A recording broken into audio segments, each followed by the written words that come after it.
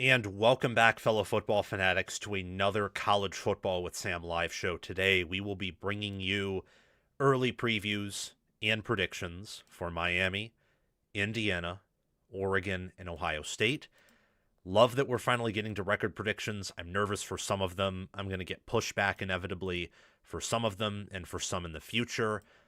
But before we get to that, I also want to discuss my college football playoff predictions and just general Big Ten predictions as well. Friday, we'll be doing general SEC predictions along with some other topics and previews for other teams, Michigan and Georgia for sure. We'll see about the others. And we'll also, next Monday, be doing even more previews. This is going to be kind of a weekly theme. We'll be going through 3 or 4 teams per show and giving some early previews for them. In terms of plans, so I'm going to be out of town actually starting from a week from today. I'm going to be traveling out of the country for the first time in my, technically not first time in my life, but second time in my life, and outside of the continent of North America for the first time in my life. That being said, there will still be content, and we're going to be doing live shows, although probably shorter live shows, Wednesday, Friday, Monday, Wednesday, Friday. So from the 25th to the 6th, those 5 days where I usually would go live, I will be gone. There will be premieres where I will have pre-recorded videos of some type, a handful of topics, some questions that you all asked me in my Q&A community post and that you asked me in my Discord server. I'll answer those and talk about some other things with those premieres, and the clips following will be released in the following days. Just make sure to be active in the chat. Make sure, if you haven't already, to like, share, subscribe, hit the notification bell. Just do all of those things. I would really appreciate it. And let's get started, I think, with the college football playoff predictions, my bracket that I have. It is very early. I'm very, very, very uncomfortable giving a prediction for the national champion at this point. So how I see the national title landscape is there are 8 teams who I think are realistic contenders. So I view them right now as contenders. That would be Texas Tech, Miami, Notre Dame from outside the SEC and the Big Ten, and from inside the SEC and the Big Ten, we have Indiana, Ohio State, Oregon, Georgia, and Texas. Those 8, so I think 8 teams at this point are teams who could legitimately go on a run in the CFP regardless of how the bracket looks in terms of strength of schedule, if they coach well, if they match up correctly with their opponent, if they take advantage of their opponent's weaknesses, and they develop properly in the preseason, they can win it all. If they just do things that good programs and good staffs do with the roster talent they have, they can win it all. Some other teams outside of that picture, I would go with Oklahoma. I would go with LSU. I would go with Michigan, USC. There are probably, given how the sport is compressing, some other teams too, like maybe a Washington. I think if Iowa, for whatever reason, suddenly got good quarterback play, they would be up there. If Tennessee's rebuild, say Jim Knowles and Derek Owings are ahead of schedule in the defense and strength and conditioning department, they could push Tennessee to be at that level. This is a sport that is more wide open than usual. It's not really wide open. The door, instead of just creaking open so you can get a nice breeze, is now open enough where maybe your cat or your dog can walk through the gap between your door and the wall, if that makes any sense. Anyways, way too early college football playoff bracket. I'm not comfortable giving out a national championship pick yet, but I am comfortable telling you who I think is going to make the 12-team playoff in 2026. Thankfully, we're sticking with the 12-team playoff for more than 2 years.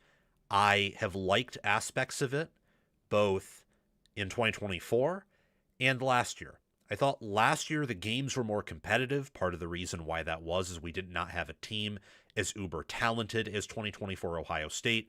But another part was I think they did a better job making sure that the best teams got in, and the top 10 field was probably more equal or stronger than it was in 2024. I did not like that 2 group of 5 teams got in, but they changed some of the wording in the 12-team playoff, the College Football Playoff Committee did, where you no longer have to accept the, what is it, I think 5 highest ranked conference champions. It's now the 4 Power 4 conference champions plus the highest ranked G5 team, which is a nice little change. I thought that was very refreshing on the part of the committee. So that was one good decision out of the thousands of horrible decisions that they have made in their history. What is my way too early college football playoff bracket? Let's get to that right here. So how I see this bracket is that there's going to be one G5 team. The rest are going to be the Power 4, unlike last year where we had 2 G5 teams. I also believe for the first time ever, you are going to get a 9-3 team. In fact, not just one. You might have 2 this year. You might have 3, because the SEC's additional conference game is going to only wear down that conference more. They're only going to cannibalize each other more. And the Big Ten finally has, at least from a preseason angle, perfect conference scheduling, or let's say near perfect. Ohio State's schedule is brutal. Michigan's schedule is brutal. Indiana probably will have their toughest schedule under Curt Cingetti. Oregon will have one of its tougher Big Ten schedules under Dan Lanning. And a team like Iowa, who's great, not quite elite, has maybe a little bit of an easier schedule. Nebraska has a brutal schedule. Wisconsin has an easier schedule.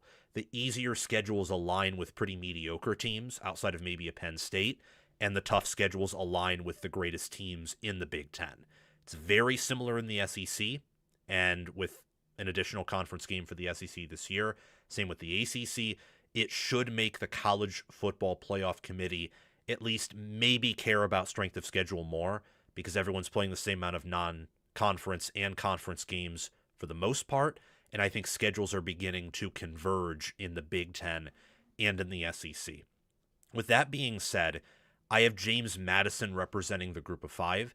I think that Billy Napier is a good program builder, and that with his ties and excellent recruiting is going to be good enough to win games at the G5 level, as we saw with Louisiana. JMU doesn't even have a schedule yet. Most of the G5 conferences don't have a schedule. They experience more turmoil than even the most tormented Power 4 program. So you think what happened to Penn State and Iowa State was bad, and it was. That's the group of 5's livelihood every preseason. That is their normal. So that's very much subject to change, who I think makes it from the G5. I wish we just got rid of the G5 getting in with an automatic bid as is, because I would prefer a 9-3 Oklahoma or a 9-3 LSU or a 8-4 USC or a 9-3 Washington. All teams where I've given you the records that I predict them to have, alongside of, them being power rated high enough to make the CFP and compete in it. I'd rather have them in than a James Madison team who's 11-2, 12-1, but probably isn't going to have a shot to win against the 5 seed they will be matching up against. For the 11 seed, we have Iowa at 10-2. Iowa has a tough series of games in late September, early October. They travel to Michigan, they host Ohio State, and they travel to Washington. I think Iowa's going to win one of those games, and I believe their lines of scrimmage and defensive backfield, which is what they hang their hat on, O-line, tight end, linebackers, defensive backs, and they got a nice kicker in the transfer portal from the FCS level. They are pretty much quarterback proof, and on top of that, Lester has improved their offense almost exponentially from where he found it under former Iowa offensive coordinator Brian Ferentz. Their schedule is easier than it was last year, and last year they had a lot of losses by one score. They had a losing record in one-score games. all to Indiana, Iowa State, Oregon, and I'm forgetting who that fourth pesky loss was. USC on the road. I imagine that Iowa's record in one-score games will improve this coming year, and even if it doesn't, their schedule is easier. There is no tricky road trip to a USC or Oregon, way out west. Their trickiest road games are to Washington out west, who probably won't be as good as USC was last year, or won't be as good as Oregon was last year, or is going to be this year. And I love what Kirk Ferentz has done there. And I think that Iowa has the mold of a team that really dominates in the modern era, where fundamental soundness, coaching, ball control, and defense dominate more than they ever have in the college football playoff era. We're moving towards a sport that emphasizes defense and power and physicality. After, with some of the innovations that Urban Meyer and the spread types brought to the sport, we had a lot of finesse. We're moving back towards the game that, Nick Saban, for example, loved, which was all defense and all ball control. And Iowa fits that mold. Michigan in the 10 seed with a 9-3 record. The schedule's brutal. They'll be power rated high. Underwood should improve with Jason Beck, the offensive coordinator there. And even if he doesn't, do you really think that Kyle Whittingham is going to bungle the roster and the coaching in the same way that Sharon Moore did? Do we really think that a team that went 8-5 and was competitive in some of their bigger games in 2024, and that went 9-4 and did show signs of talent and did have some players that got NFL Combine invites, do we really think they're not going to improve with a coach that almost everyone recognizes as top 15 at the worst? Some recognize him as top 10 or top 5. And the staff that he hired, Jay Hill from BYU, engineered an elite defensive turnaround. Jason Beck actually engineered an elite offensive turnaround, not from a standpoint of going from horrible to just good, but going from horrible to arguably one of the top offenses in the sport last year at Utah.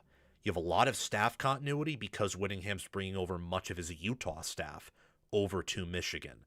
And he's cleaned out the old regime, which largely, I would say, outside of Tony Alford and maybe some of Michigan's recruiting staff, was pretty bad at their jobs. The schedule is tougher, which is why I think the regular season record will be the same, but because of chaos in other parts of college football and the fact that they will have some bigger wins, including, I think, earlier in the year against Oklahoma, against Iowa, losing to Indiana, Ohio State, and Oregon, who are just better than Michigan, is not going to keep them outside of the top 15. And I think there's a good chance they could make the college football playoff at 9-3 with that schedule. This is a bold one, and I hate it, but I have Florida reaching the playoffs. I know Josh Pate and some others had Florida reaching the playoffs last year, but with Billy Napier and awful in-game management, I mean, how do you lose to USF at home? How do you blow up DJ Lagway's development? How do you have Tyreek Sapp and Caleb Banks on defense and never have a overall winning record at Florida? I mean, he did a good job building the roster, but building the roster isn't enough, if you get what I'm saying. It's not enough. Summerall knows how to construct a roster, and you have evidence of that from his time at Tulane, where they dominated the G5, were sometimes competitive with the P4, and they won with Darian Mensah, they won with Jake Retzlaff, they've won in a variety of ways. He brings Buster Faulkner and Aaron Philo, who played a part in Georgia Tech upsetting Miami in 2024, played a part in them beating NC State by a point when Haynes King was injured that allowed him to rest and have an amazing game against Georgia, which Georgia Tech should have won, by the way, in 2024. But Faulkner's a genius. He worked with Stetson Bennett, worked with Haynes King, worked with Aaron Philo. They've all done pretty well in whether limited action for Philo or several seasons, stacked on top of each other with Bennett and King. You also have Brad White at the defensive coordinator spot for Florida, and this roster's just, it's loaded. That's all I'm going to say about it. You have, Jaden Woods at D end. You have Vernell Brown III, Eric Singleton, and Dallas Wilson at wide receiver. You have a good enough offensive line, even though Florida lost a lot from last year, and Phil Trotween's now your O-line coach. Legendary player at Florida, great offensive lineman there under Urban Meyer, was coaching at Penn State for the past several seasons, now returns to his alma mater. And the schedule lines up well. They don't play LSU. They get Oklahoma at home. And while they play at Texas and they face Georgia neutral field, at least you don't play both of them on the road. Florida State's a total dumpster fire, and you have 9 games in the SEC. If you go 10-2 in the SEC, you are getting in. It's the same thing with the Big Ten with very rare exceptions. You are getting in at 10-2, and I just think a lot of lines for Florida to have a great first year under head coach John Summerall. Ohio State's the 8 seed. I also have them going 9-3, but I think outside of Northwestern, they have the toughest schedule in America. It's a lot like Georgia in 2024, and that Georgia team nearly went 8-4, nearly went 9-3.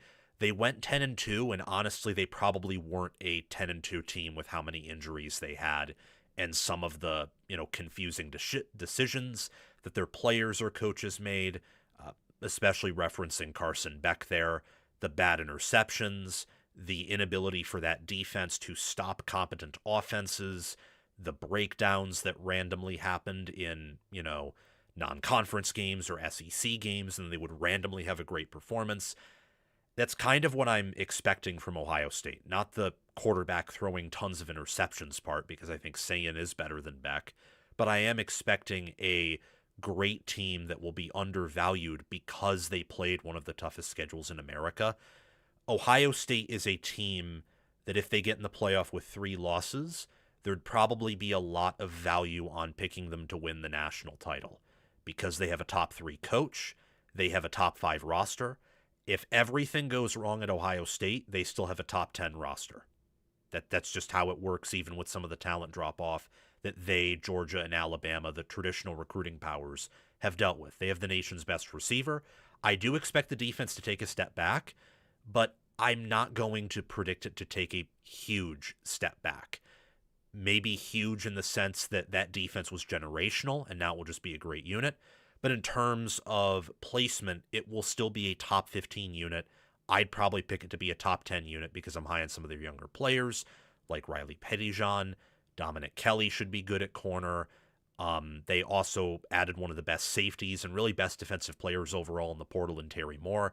So tough schedule. They'll probably split their games against top 15 opponents, which I have 6 or even 7 of them on the schedule for Ohio State, and they'll be a threat in the college football playoff. And yes, they are getting a home game. That schedule with 9 wins, several against teams who will be ranked top 10, top 15, or top 20, and several of those wins probably coming by double digits with the offense they'll have and the defense they'll have, will keep them in that conversation. At 7th, I have Notre Dame at 11-1. Notre Dame is the opposite of Ohio State schedule-wise. Ohio State, with Notre Dame's schedule, I would confidently pick to go 12-0. Notre Dame I have going 11-1 because I think that Miami game is tricky. I am pretty much giving Miami benefit of the doubt to reload on O-line and D-line. With Notre Dame, I love CJ Carr. I love the defense they have on paper, but I just do not have the, I guess, confidence that they're going to be this number 1 team. Could they be? Yeah, they're in the conversation of, I think, the 8 teams that can win it all if they get to the playoff. That would be Notre Dame, Ohio State, Miami, Texas Tech, Oregon, Indiana, Georgia, and Texas. But their bell cow the past few seasons has been run outside zone, one of them pops because Jeremiah Love and Jadarian Price are that good, and you have all the momentum on your side because you keep getting big run after big run. They lose enough on the O-line, and they lose 2 phenomenal running backs where I wonder, are they going to have to change some things on the offensive scheme? And that wouldn't be a concern if Carr was great, which he is, and he had very proven receivers. Well, Notre Dame's receiver additions in the portal are a whole lot of potential, but not a ton of production. So I'm curious to see how that pans out. I have them in the playoffs because their schedule's easy, and I think they're going to be a probably top 10 team, but a team that is closer in ratings to the top 5 than the 11th or 10th best team. I just think that top 8 is so compressed together that 3 of those teams are going to be outside the top 5, but they're essentially going to be top 5 teams. That's how close I think the top is going to be for a lot of these teams. At 6th, I have Texas at 12-1. Texas, they have it all. They have the offense. I think they'll have the best offense in the country with Arch Manning, their O-line additions, their 2 running back additions, Cam Coleman pairing with Ryan Wingo and Michael Masunis at tight end. My question for Texas is that defensive backfield, where they do lose Michael Taff, they do lose Anthony Hill, and Liffo transferred to BYU. They also lose some players on the defensive line. It's interesting with Texas where at D-end, they might have the best player there in Colin Simmons. At linebacker, they might have the best linebacker in Rasheem Biles. But what do they have behind them? That will determine, I think, whether they win it all or whether they have another good year but don't win it all. And Texas is one of these teams, perhaps the only team, that is embracing this national title or bust label. What they and Oregon are doing reminds me a lot of what Penn State and Clemson wanted to do last year and what Ohio State did the year before. Penn State and Clemson absolutely failed, and Ryan Day and Ohio State succeeded. And that tracks when you look at those 3 coaches and the differences between them right now. I think that one of Lanning or Sarkisian, given their track record and given their program's current stature, one of them has a good chance at succeeding this year, but there can only be one champion. And that means in an era where the sport is compressed, where the teams are compressed and things are tight, you got to make sure that you control as many of the controllables as possible. They're going to have to ensure that they better develop, they develop better the players on the defensive backfield than they did last year. They're going to have to make sure of that. I think the offense, and maybe I'm giving too much benefit of the doubt, is going to be wicked and is going to be very impressive. And while the schedule is tough, you don't have to play Georgia on the road. You don't have to play Ohio State on the road. You have matchup edges schematically with Oklahoma. That's a neutral field game. And you've done more in the portal than pretty much anyone else, and you were a top 15, if not top 10 team last year. At 5th, I have Miami. This is the first conference champion of the bunch outside of probably James Madison. I think Miami wins the ACC. I also think they lose to either Notre Dame or drop a random ACC game here. I don't think they're going 12-0. I think it's going to be either Notre Dame on the road or you'll probably have, say, like a Clemson on the road or something. Their schedule's pretty easy. Cristobal has this knack of punching up in big games, and you saw that last year, and then sleepwalking through a few smaller games, and one of those or 2 of those results in a loss. So with the Hurricanes, one of the easiest schedules in the country, a lot like Notre Dame, there's enough that is to be desired there where, much like, say, Ohio State, or much like, say, last year with Oregon, there's just going to be a loss there, even with this caliber of a schedule. And if Miami played a much tougher schedule, same with Notre Dame, you'd probably see more than, a loss. You'd see 2, maybe even with Miami, because their lines of scrimmage was their bell cow. They lose, I think, 3 or 4 offensive linemen. They lose 3 defensive linemen. That's going to be more of a rebuild than maybe some Miami people expect. But I also believe that with that easy schedule, they're going to have an easier time retooling than a lot of other teams because they don't have to face a gauntlet. The 4 seed is Georgia. Again, Georgia, pretty workable schedule. Their toughest game of the year is going to be Florida neutral field or Oklahoma at home. Neither of those teams are top 5. I don't think Georgia's top 5 either, though. And something that you have to consider when looking at a bracket or when looking at teams is you can't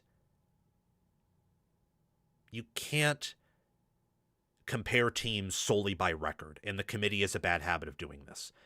I, for example, think Ohio State will be better than Georgia this year, and that is despite me picking Georgia to go 11-1 regular season, and Ohio State to go 9-3 regular season. If you flipped those schedules, I might pick Georgia to go 8-4 and Ohio State to go 12-0. That's the disparity that you have with these schedules. Again, they're converging.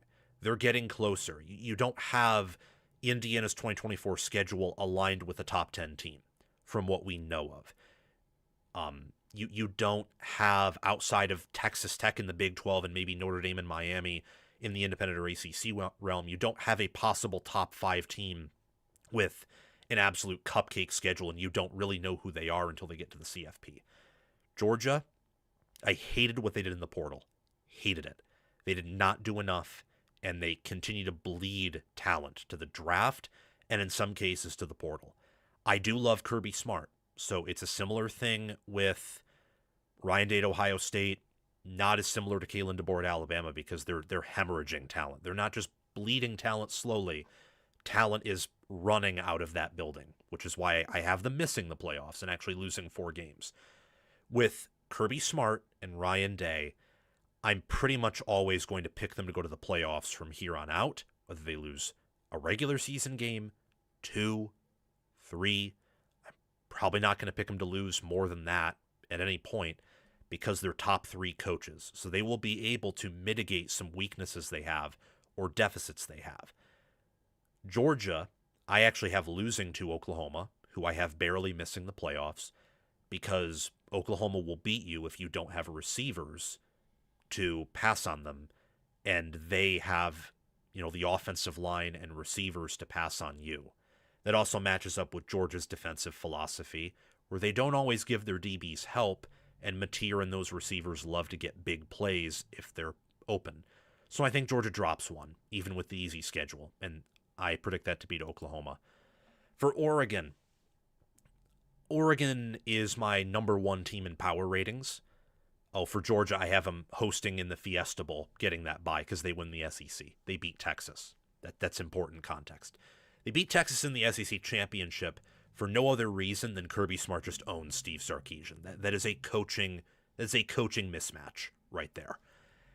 Dan Lanning, I think, has assembled the best roster in the country. The question for Oregon relates to their coordinators, the internal promotions of Chris Hampton and Drew Maringer, and they also relate, well, that's pretty much it. It's whether or not the coordinators pan out. If they are the same as last year's coordinators, or maybe even a little bit of an upgrade, this team probably wins the national championship.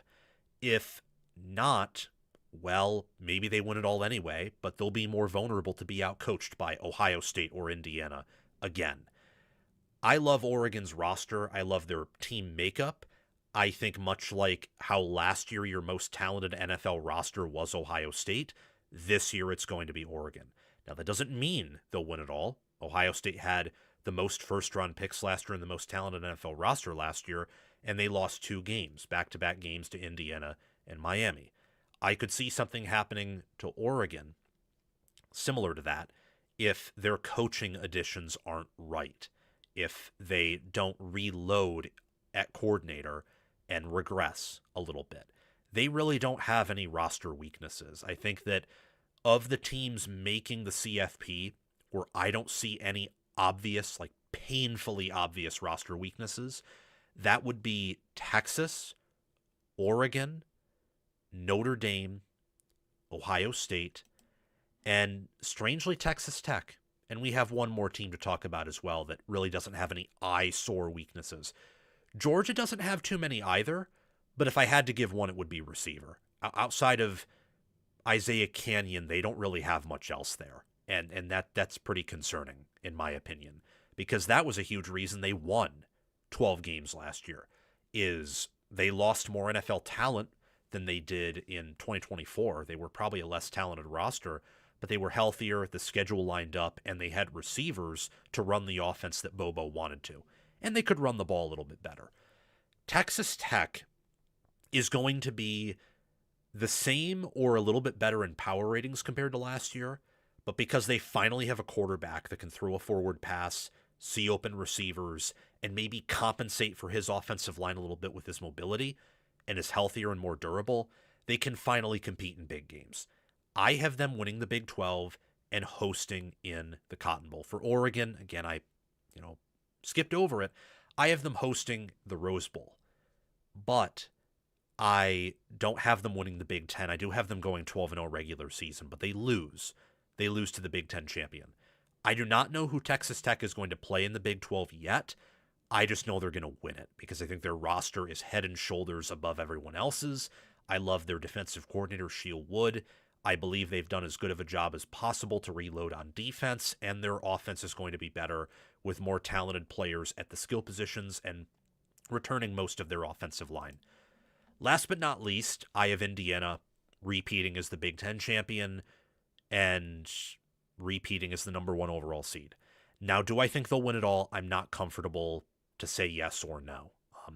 Ohio State could beat Florida. I would favor them to beat Florida by quite a bit.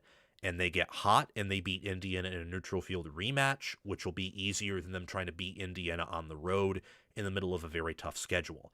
They could also win that game and lose to one of Georgia or Miami, or they win that game and they could lose to an Oregon or a Texas Tech or a Notre Dame.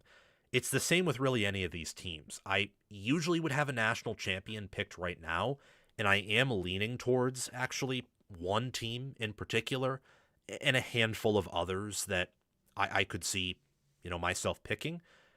But guys, there is not a 2024 Ohio State and everyone else gap. There is not a 2021 Georgia and everyone else gap. There is not a 2023 Michigan and everyone else gap. There is not a 2022 Georgia versus 2022 Ohio State when they're healthy and everyone else gap. You have a handful of teams in Tier 1, and they're all within a point, or maybe not exactly a point, but when you go down from Team 1 to Team 2, they're only separated by maybe a fraction of a point, or a point. They're not separated by a field goal, or maybe half a touchdown, a little over a field goal. A lot of these teams are pretty even with each other, especially the teams that are hosting these playoff games in my projections, and the teams that receive a bye. My top 8 teams in power ratings are all in the playoff, all as the top 8 seeds. And that is going to present a lot of entertaining games. That is going to present scenarios where the best team doesn't win it all. I'm not just talking about the best roster doesn't win it all. I'm talking about scenarios where the number 1 team in FPI for the first time in over a decade, or close to a decade, doesn't win it all. So that's why I want to think about this a little bit more and why I'm not presenting a national champion pick here. Thank you so much for watching. I appreciate tuning into my college football playoff bracket. Let me know what your bracket is and who you think will win the national title down in the comments section below. Now we can get to the fun part. A little bit more long-winded, I guess, with my college football playoff predictions, but I thought that the pace I was going at was appropriate. With how early it is, I'd like to justify why I have teams seated where they are at. And yeah, I actually have the bracket filled out as to who I think is going to win it all, or at least play for the title for now. But that could change on a dime, and my research is very, very far too. It's very incomplete. It's very incomplete. As for looking at some of the comments I see, I do think that really any team can beat anyone, just because I keep seeing people say, like, oh, well, there's no way this team, the example in the comments being there's no way Ohio State beats Indiana and Bloomington. There is a way. I wouldn't predict that right now, but there is a way. They do. Anyone, I think, I want to be careful with that. I think the only team that might be invulnerable at home due to environment, how you have to travel to their house, and their roster composition might be Oregon. That might be the one team where I wouldn't pick anyone to go on the road and beat them, or I would call you crazy if you did. But that might be it. And maybe Texas too, because those two have the best rosters in football. They have the most NFL players, the most aliens in the sport. But even then, that's tough. So really any of the teams that I have making the playoffs, I could see going 9-3. Some I could even see going 8-4. I could pretty much see all of them at least going 11-1 or 12-0.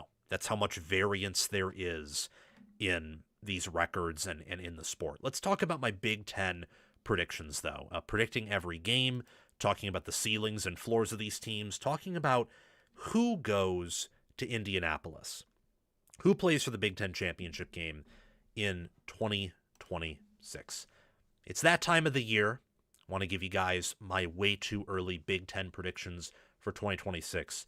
Who is going to represent the Big Ten Conference in Indianapolis? Are we going to get an Ohio State-Indiana rematch?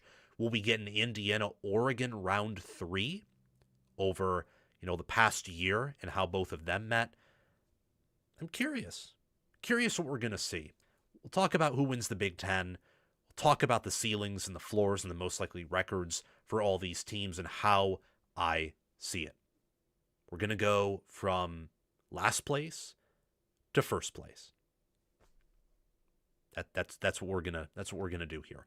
Last place to first place. My way too early Big Ten predictions for 2026 features records, a prediction for every game. We'll also be discussing key. Had an itch on my nose. I'm trying to think of how do I want to segue? How do I want to segue into this? Who's going to represent the Big Ten in the Big Ten championship game? Who's going to reach the college football playoff from the Big Ten conference? Are we going to have just 3 teams reach the CFP this coming season, this fall, as we did last year? Or will we have 4 or 5 or maybe even 6 teams? Will we only have 2 teams that go to the playoffs? And in Indianapolis, will Indiana return? And will they repeat as Big Ten champions? Will they rematch with Ohio State? Will they play against Oregon in a, part 3 of the series that started last year? Are we going to get entirely new participants to Indianapolis? Can USC, Washington make a run? What about Michigan State? Has a new head coach in Pat Fitzgerald, Bob Chesney at UCLA. We're going to be discussing all of these teams, all 18 Big Ten teams in this way too early Big Ten predictions segment. We'll be predicting every game, the ceilings, the floors, most likely records, and some thoughts I have for each team in a few minutes for each team. So let's start off by talking about the Maryland Terrapins, who started 4-0 and in classic Mike Locksley fashion finished 4-8. There's this fact that Mike Locksley has this amazing record in September games. I think he wins 70-80% of his September games. And then in October and November, he's below 500. And I don't know about you, but if you want to just keep your job at any school, I think that you have to do better than that, in my opinion. Maryland, when I look at them, Locksley's in year 8. They were not a good team last year, as the analytics suggest. FPI, S&P Plus, FEI, efficiency. They were outside the top 60 in all of those metrics. And they lost to Michigan State by double digits. They lost to UCLA on the road in a close game. Malik Washington showed moments of promise, but outside of not taking many sacks, he didn't look too good. He didn't play that well. His supporting cast wasn't all that good. And they lose their top 3 receivers. They lose their best defensive tackle in Cam Rice. They only had 13 outgoing transfers, but they also didn't bring that many transfers in. And you have to wonder, how good is this roster? And where is this program at? If there is a coach in the Big Ten that I would bet house money gets fired after this year, it actually wouldn't be Luke Fickell, due to how they've treated him and how they've been through tough schedules and how much, quote-unquote, excuses he could have for failure. The quarterback situation, the constant injuries there, the tough schedules. I think that Locksley has completely lost the locker room and completely, and I mean this too, completely lost the team and lost his identity. This schedule, when you look at it, just wanted to bring up the schedule here, it's once again pretty workable. but I don't think it's as workable as it was last year. You got Hampton, September 5th, and then every week after that, you got UConn on the road in week 2, Virginia Tech at home, UCLA at home to open up Big Ten play, back-to-back road games October 3rd and 10th at Nebraska and at Ohio State. Rutgers is a home game, and then you enter a bye on October 24th to open up again playing Illinois October 31st. And then you get a November slate that I think is pretty tough. At Purdue is going to be a test for this team. Wisconsin at home, that'll be a test. USC on the road is going to be very, very tough, making that long trip out there with a talent disadvantage. And Penn State's owned Maryland recently, and even with the massive roster turnover, I think that Penn State is still a better team. Maryland is a inferior roster, I would say, to 5 or 6 of these teams in the schedule definitively, and they don't have a good staff. Is Pep Hamilton respected as an offensive coordinator? Is Ted Monachino a great defensive mind, great DC? Is Loxley a great head coach? I think the answer to all of those things is no. So even though they have Zahir Mathis and Sidney Stewart and Daniel Wingate and Dante Joyner, and then they got Malik Washington and return Hershey, their center, even though they have some good players, I'm not very optimistic about this team at all. I'm really not. So when I look at Maryland, I see a team that is going to crater. I see that even with a roster that is definitely not the worst in the Big Ten, I would venture that's probably Purdue or maybe Rutgers or some other teams, coaching matters in this conference. It does. Coaching matters. The Big Ten is the conference of coaches, guys. It's why they've been owning the SEC ever since 2023, despite having a pretty massive recruiting disadvantage until maybe this coming season or this past season in terms of roster composition. This is the conference of coaches, and when you have one of the worst coaching trios, when you have one of the worst staffs, and your roster just isn't that good, you're going to lose to James Franklin again. You're going to lose to Matt Rule on the road. You're going to get blown out by Ryan Day in Ohio State. They have a tough enough schedule to put them in a hole, and Maryland should expect to reach a bowl, expect to show progress from last year. They've had back-to-back 4-8 seasons.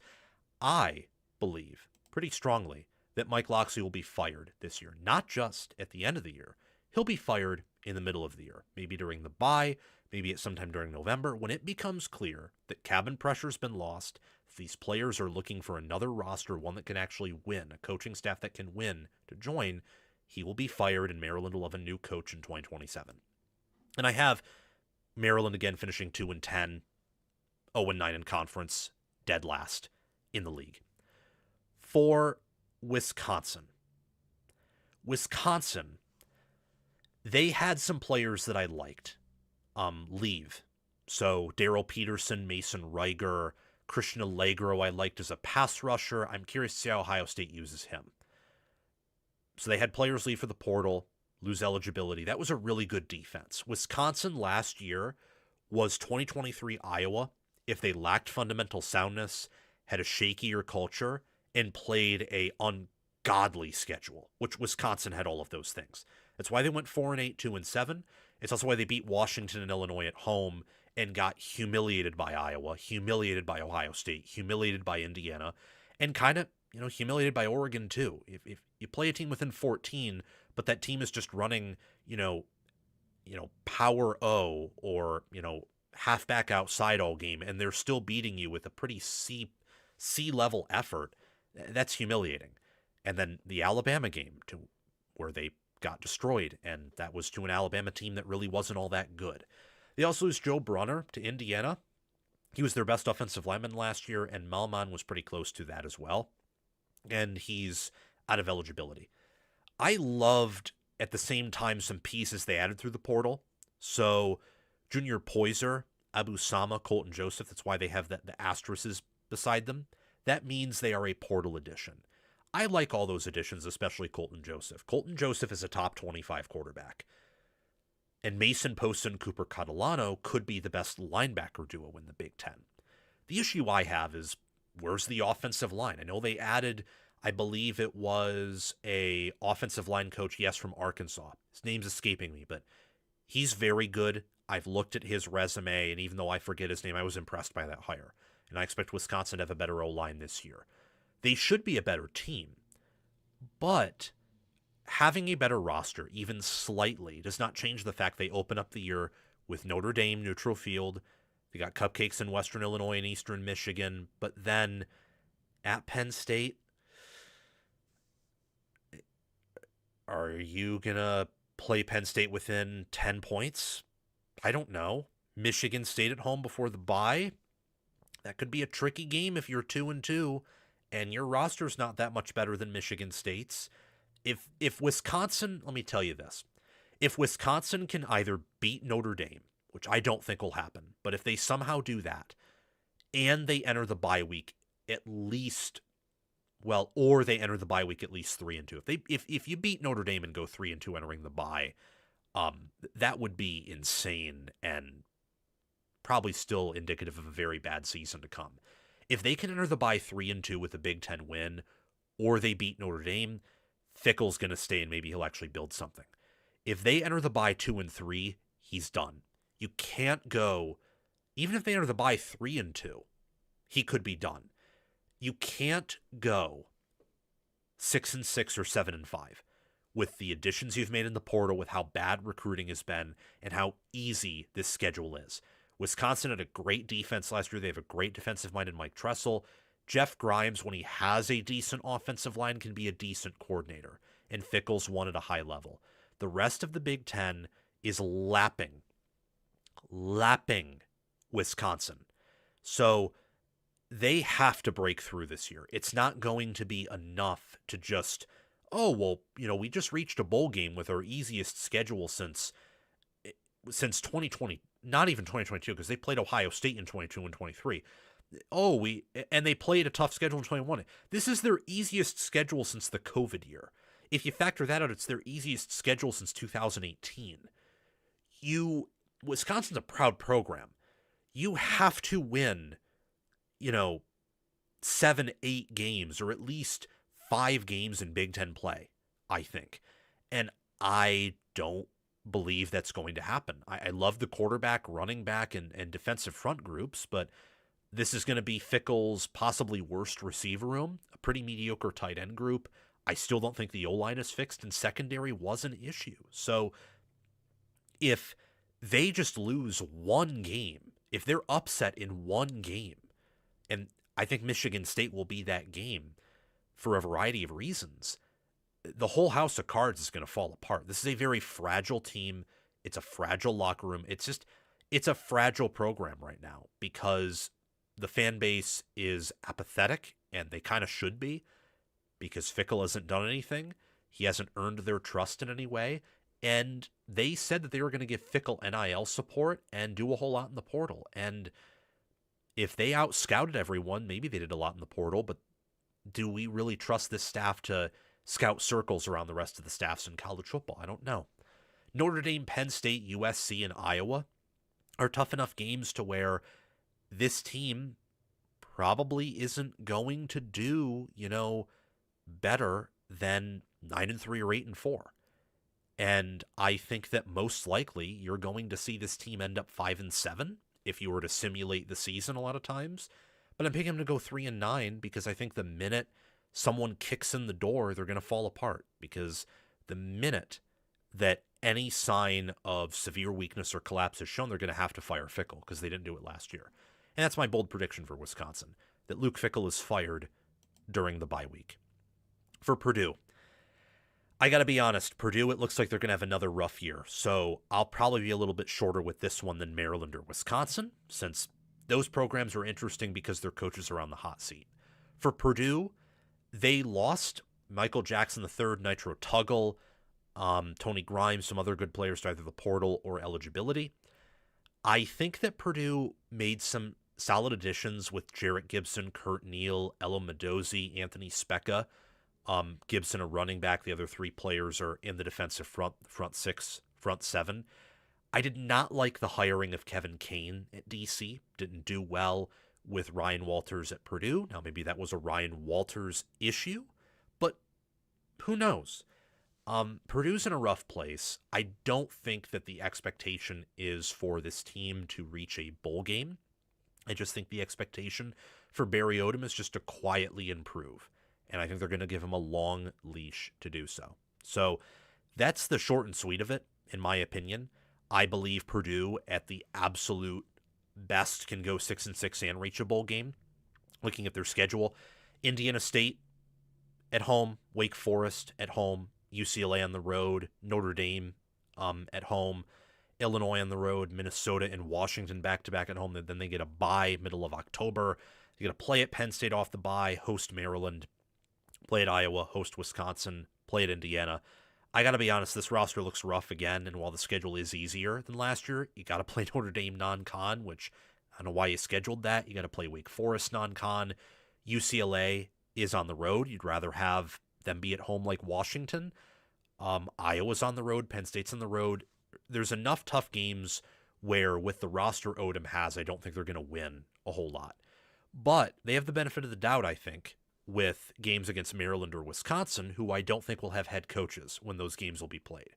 So that is why I think they will double their win total from last year and have infinitely more wins in Big Ten Conference play than they did last year, where they were winless. And that will, I think, constitute at least an acceptable season for year two in what should be the best conference in 2026 in a very tough rebuild. Purdue will also play several teams close. I'm not talking about Notre Dame or Indiana or even Iowa. I'm talking about Minnesota at home or Illinois on the road. They'll probably play UCLA close. And who knows, between Penn State and Washington, maybe Iowa as well, they could play one of them or two of them competitively too. This is an improving program, an improving team. It's just going to take a whole lot of time. For Minnesota, talk about a team that, like a lot of other teams in football, was looking for this year to be their target year. And then the portal hit, and you lose Coy Parrish, and he was your most talented player on defense. You also lost some offensive linemen to the portal. Running back just didn't pan out this past season in the way you would have liked. A.J. Turner got hurt. Darius Taylor once again was inconsistent because his line in front of him just sucked, to be frank. I remember watching, I think it was against Northwestern State, the game they won 66-0, and that was the only reason they had like a positive point differential, is that FCS game. I remember watching that O-line against an FCS team and they couldn't get downfield, and I was thinking, okay, yeah, this is going to be a rough year. I didn't exactly know if they were still going to win 8 games or even 9, because Fleck has a knack for winning those competitive games or surprising you at times with up and down play. But it was a rough situation last year, and I think that's why some players left, on top of the fact that Fleck is dealing with one of the smaller NIL budgets in the Big Ten and one of the least resourceful programs. As much as he praises the athletic department, as much as he is friends with Mark Coyle, whose name he constantly brings up, it's not an easy place to win at. It's not. They do have a very underrated defensive line, though. So they return Anthony Smith, and they also return Jackson Howard at D end. On top of that, they had a younger player in Carter Menz really step up there. I think they have 3 close to all Big Ten caliber DNs. Then they brought in Zion Chapman from FIU, who's a 300-pound, very efficient defensive tackle. So Big Ten size, Big Ten caliber play. John Nestor could be close to an All-American this year. And they return their best wide receiver in Javon Tracy outside of maybe Lemeke Brockington, whose eligibility ran out. The development of their quarterback is going to determine the year in Drake Lindsey, and how the offensive line performs with Taylor and A.J. Turner coming back and hopefully both being healthy. They play Eastern Illinois on September 5th, and then they host Mississippi State out of conference, Akron. They got to open up Big Ten play traveling to Washington. Then they host Michigan, play at Purdue. They enter a bye October 17th before hosting Iowa, traveling to Indiana, hosting UCLA, traveling to Penn State, hosting Northwestern, and traveling to Wisconsin. They, I think, need probably 2 Power 4 wins in their first half of the season before the bye. So Eastern Illinois, Akron, auto wins. beat at least Mississippi State and Purdue, or maybe you get an upset win over Michigan or Washington, because that October-November schedule, despite not having a ton of top 10 teams, only one definitively in Indiana, I think. Iowa's a top 15 team. Penn State could be top 15. UCLA could be top 25. I think that all of those teams in November, except for maybe Wisconsin, could be top 25 caliber teams. And if I'm very wrong about my thoughts on Wisconsin, they could be, with Colton Joseph at quarterback. The expectations for Minnesota are to be competitive, but to be more competitive than they have been, I would say, in the past 2 years, where they've won 8-5. Like, just get a ninth win, or try to touch the greatness of the 2019 team again. And if certain things pan out, that could happen. Probably not 10-2, but certainly 8-4, which would be their best regular season since 2022 with a tougher schedule. 8-4 would be a fantastic season for Minnesota, especially if their losses were more competitive than they were last year, where they won a lot more close games than they lost close games. That's why I have Minnesota losing 7 games, going 5-7, which they did in 2023, and missing a bowl game for the first time since 2017. That's my bold prediction. They just are not going to get off the mat quickly enough in October and November to reach a bowl game and to secure bowl eligibility early, so when that tougher part of the schedule hits, they don't get hit with a semi-truck. And that's kind of what I think will happen. That Iowa-Indiana stretch, that would break a lot of teams. I think Minnesota is one of those teams that would be broken by such a stretch. Even though I think Fleck is a good culture, I think Fleck is a decent coach. Actually, he's a good coach. His staff is just decent. He won't get fired here. There might be more pressure entering 2027. It's a decent roster, decent team, good program. Just there's limitations, and the Big Ten is tougher now than it ever has been before. For Nebraska. Nebraska. This is Matt Rule's best roster of his tenure. And I'm speaking slowly to brace you for impact. Look at this schedule. Look at it on the right-hand side of your screen. You got Ohio, Bowling Green, North Dakota. That's pretty cool. Michigan State on the road, September 26th to open up Big Ten play. That should be a win, right? And even if it's a loss, you still have, green grass ahead of you. You got Maryland at home, who should be a win at home. You have a better roster and coach than they do. That could be a nice 5-0 start, right? And then Indiana, October 10th, Oregon, October 17th. Got a bye October 24th, but then Washington, at Illinois, at Rutgers, Ohio State at home, at Iowa Friday, November 27th. Keep in mind, Nebraska has not won back-to-back road games since 2006, which means November 7th and November 14th, you might think those games are easy, but sandwiched in between Washington and Ohio State could be a fall-apart moment or a cabin pressures let out of the plane moment with a schedule that I think is just horrific.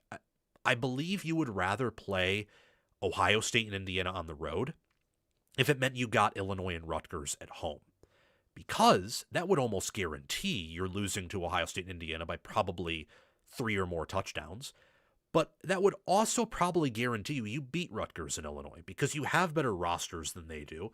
I think you have a better staff or equivalent staff to both of them. And your trench play in particular, even with the struggles that I had last year, with the upgrades in O-line, the move to a 4-2-5 defense under Rob Orich, that should be better. That's not the case, though. Instead, you got your tough games at home and a lot of easy games on the road. And that's the worst combination you could have when you're in Nebraska. And while your roster overall is the best it's ever been, your ceiling is capped because Dylan Raiola and Emmett Johnson, your 2 best players, your most alien-like players, are gone. So it's going to be a tough year in year 4 for Matt Rule. This is probably the lowest I've ever been on Nebraska because every year with Nebraska, I've picked them to go bowling or win 8, 9, or 10 games. And in some seasons, like 2022, I even picked them to go to the Big Ten title. Last year, I picked them to get snubbed from the playoffs just due to the fact that their strength of schedule was going to be super easy. And I thought there'd be a ton of 10-2 teams, so someone would have to be left out. And that aged correctly. Vandy got left out at 10-2 because their schedule was pretty easy. I'm picking Nebraska to go 5-7 and miss a bowl game for the first time in the history of my channel. I am picking them to finish below 500. And I wish that it would be different. I hope I'm wrong. I love most, if not all, fan bases. I love most teams. I at least admire most teams. But someone has to lose somewhere. It's just the reality. It used to be that you could pick the good teams or the decent teams to have good records all the time because the schedules were much easier in the Big Ten West or even in the Big Ten East. You could do that. You used to be able to do that in the SEC. But since those conferences added like top 20 programs, like outside of UCLA, Washington top 20 program, Oregon top 20 program, talking historically, USC, definitely a blue blood. And all those teams right now probably have top 15 programs at worst, and Oregon's is top 5. USC's could be top 10. Texas is a top 5 program in the SEC. Oklahoma's a top 15 program. That makes it harder for the teams that are in the middle of the pack and trying to punch up. Nebraska is one of those teams, and they have one of the toughest schedules in America. This is the best team we've talked about so far by a good bit. But I think they finished 14th because I don't trust Rule as a coach. This team, more likely than 5-7, will go 6-6 or even 7-5. They should beat Illinois and they should beat Rutgers. And one of Iowa, Washington, Indiana, Ohio State, I'm not picking you to beat Oregon on the road, could be a close game or even an upset. But Rule is a horrible game manager. He is not a good developer. And he's a worse coach than Brett Bielema and Greg Schiano. So where those games are sandwiched means I don't care that the roster is better than Illinois or Rutgers. All those teams will need is just one play to beat you. And they're more likely to make it than you are, I think. So I hate it, but I just think that this is a year where Nebraska has to take the L. They have to swallow the medicine. They have to make sure their young players develop well and they can maintain momentum on the recruiting trail in 2027. That can be their all-in year where they should spend more than ever before and recruit at a higher level than ever before entering 2027 to get some momentum and make a run then. Rutgers is actually a big step down, I think, from Nebraska roster rise.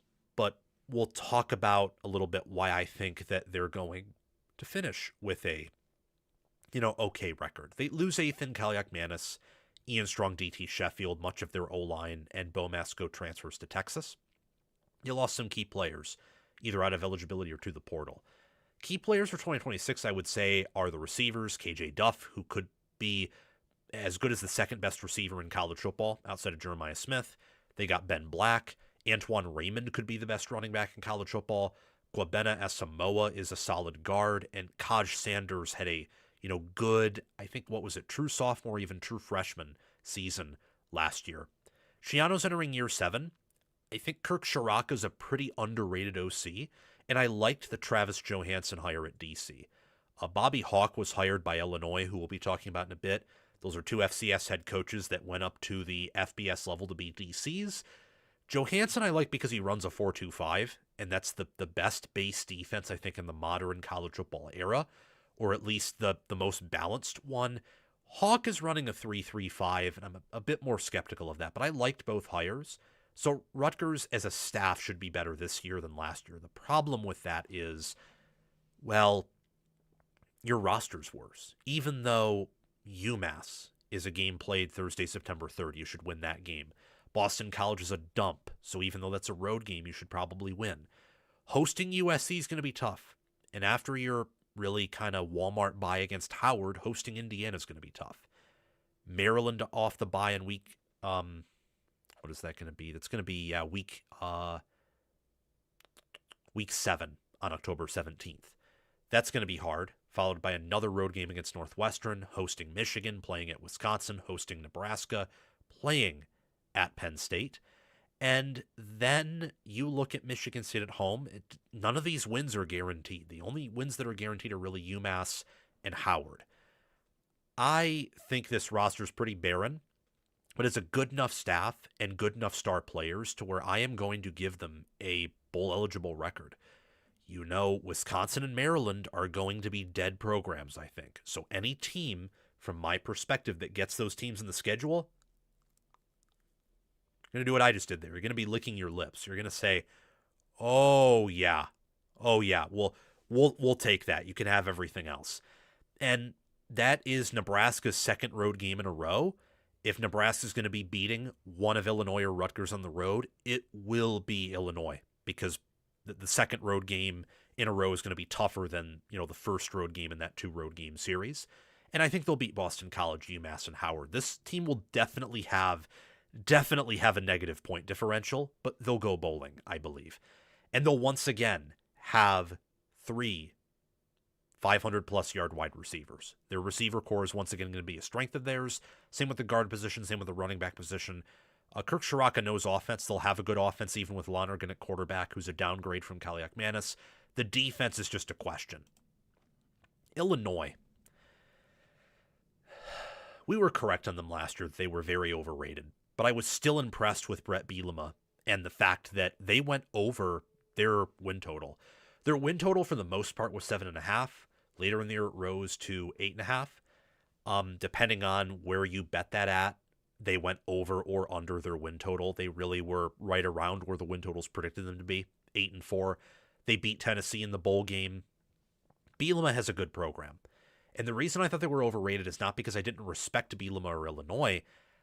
I just didn't think they had coming back what Indiana did that same year, or what Indiana had the year prior. People were desperately looking for the next Indiana. And I'll say it here as I said it a year ago. Indiana's Indiana, with rare exception. There's actually a team in the Big Ten that I'm going to talk about that will have something very similar to what Indiana did in 2024, in my opinion. But even they won't replicate it perfectly, because I don't even think they will have that same caliber of roster, despite making a very similar move. You can probably imagine who that team is.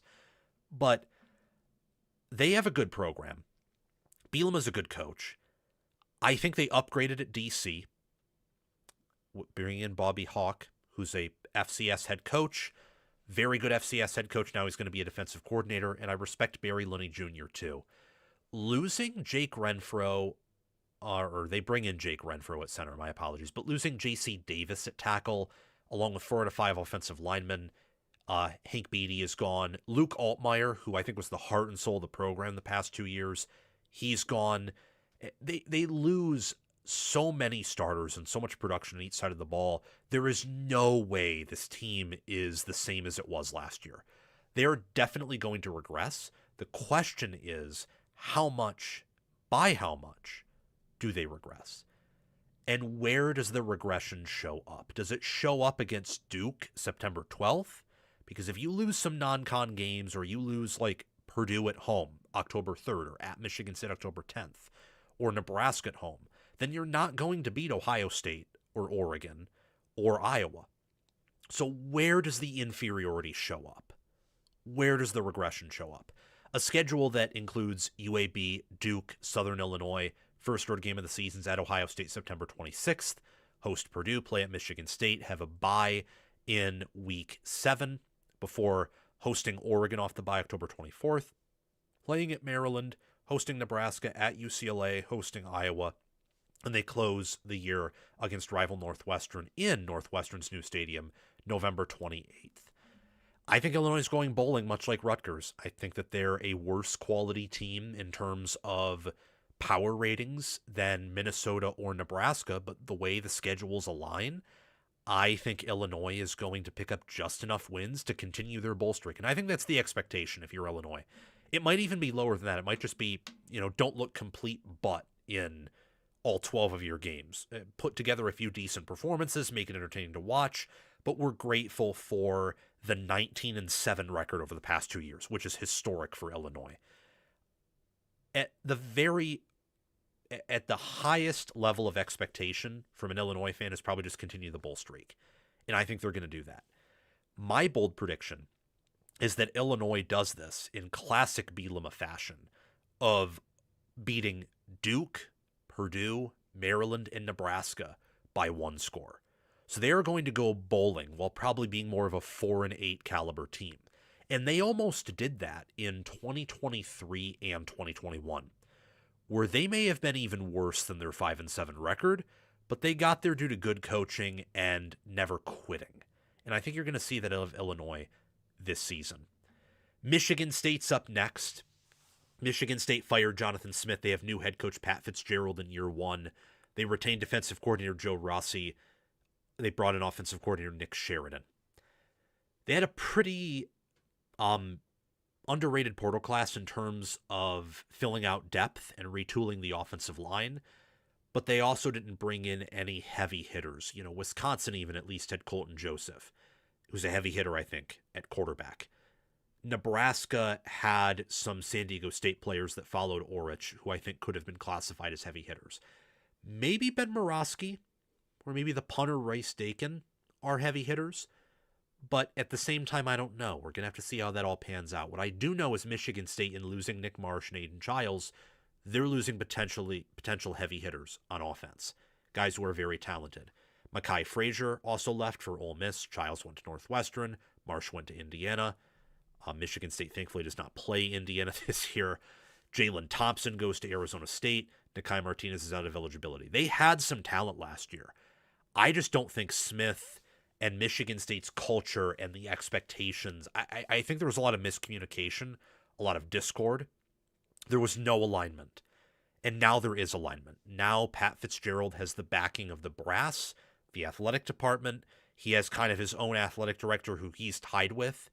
And Michigan State, I think, now has a more solid foundation than they did under Jonathan Smith. I admittedly was much higher on Jonathan Smith's staff and what he wanted to do than I should have been. In reaction to that, I may be a bit more cautious on Fitzgerald than I should be, but this is also a tough schedule, and this is going to be a rebuild. Even if Fitzgerald, say, wins the Big Ten at some point, it will not be a pretty year one, I don't think. A lot of people are talking about how, well, with the portal, you can instantly rebuild now. That's not true, and you know why it's not true? Because everyone's doing it. So the hierarchy's been reestablished. That window from probably 2022 to 2024, where not everyone was doing it, yeah, you could quickly retool or completely transform. Unless you are perfect at scouting, which is kind of a one-of-one, maybe only 2 or 3 coaches or staffs can do that, you now are operating on a similar timetable that you were before the portal and NIL even existed, because everyone's utilizing those tools. With games against Toledo, Eastern Michigan, and Notre Dame on the road, you got Nebraska at home, Wisconsin on the road, Illinois, Northwestern back-to-back at home, at UCLA before a bye. That's a tough schedule, and that's not even looking at the November slate of Michigan on the road, Washington at home, Oregon at home, and Rutgers on the road. Michigan State could very easily go 3-9 or 2-10 here, I hate to tell you. They weren't that good last year. They're losing some of their better players, and their offensive coaching staff, honestly, is not super inspiring. Their special teams staff, with LeVar Woods, the nation's best special teams coordinator, and their defensive staff bringing in Max Bulla, is very inspiring, though. And Fitzgerald is an annoying weasel-like coach. And I mean that as a compliment. And I mean that in the sense of they don't quit and they find annoying ways to win. So that's what's going to happen here. I believe that they'll beat their MAC opponents. They'll beat some Big Ten teams, notably Wisconsin, Illinois, and Rutgers, to finish 5-7, 3-6 in Big Ten play. When you look at the schedule, I don't think you'll play Oregon or Notre Dame close. Maybe you'll play Michigan close due to the rivalry factor, but if it was just roster v. roster, I'd have Michigan winning by a few touchdowns. They do have an opportunity to go bowling, though. You know, some games against Nebraska, Northwestern, UCLA on the road, Washington at home. They could definitely pull off one of those upsets, and I think that this is a team, due to the special teams and defensive nature of the staff and roster, they're going to play some opponents well on the road. I wouldn't be shocked if against Notre Dame for, say, a quarter before the talent advantage set in, that they were making it a competitive game. And I think that, you know, against UCLA, they're not going to get blown up by that team. And I have them beating Rutgers and Wisconsin on the road. Penn State, we're finally getting to teams who I think can compete for a college football playoff spot. We're finally getting there. Finally getting there. Penn State. Talk about a complete program reset. Talk about going from expecting a national championship to then expecting just to make the playoffs or compete for the playoffs. Talk about that. I don't know if we've seen a blue blood undergo the mass changes in program reset that we're about to see Penn State go through. In fact, I would be inclined to say no. We actually have, we've not seen that. So when I look at Penn State here, I want to approach it with some grace and also a tempering of expectations. I think a lot of people look at this team and they think that this is a bona fide playoff team with the schedule. And look, the schedule, Marshall, Temple, Buffalo, Wisconsin. I know Temple's on the road, but who cares? At Northwestern, USC at home, at Michigan. And then off their bye, they play Purdue at home, Washington on the road, Minnesota, Rutgers back-to-back at home, and at Maryland. I know the schedule's easy. It, along with Wisconsin, is the easiest schedule in the Big Ten, I believe. However, I want to caution all of you watching, and those of you who will watch, that when you lose Katron Allen, Vega Ione, Denai Dennis Sutton, when you lose Drew Shelton and Nolan Rucci, Zane Durant, Chaz Coleman for as little as he played, when you lose Zakee Wheatley, when you lose A.J. Harris, when you lose Drew Aller, when you lose Luke Reynolds, lose all of those players, and then you bring in 40, 50 transfers. Just because 24/7 Sports ranks Penn State's portal class as one of the best in America does not mean it is. When you factor in what they lost, they needed 40, 50 incoming transfers to prevent them from having like 60 scholarship players. That is how bad the roster turnover was and how bad the 2026 recruiting class was. Penn State's perhaps biggest mistake of their program was making Franklin their program. And whether that was because of Pat Kraft or the prior regime or the unique circumstances surrounding James Franklin winning Penn State its first Big Ten title since the 2000s after Paterno was fired and the sanctions, I don't know. But they made Franklin their whole program. And the consequence of that is when you fire Franklin and the energy from the fans and probably from Pat Kraft himself is get the hell out of here. We don't want anything to do with you. You can't win us everything.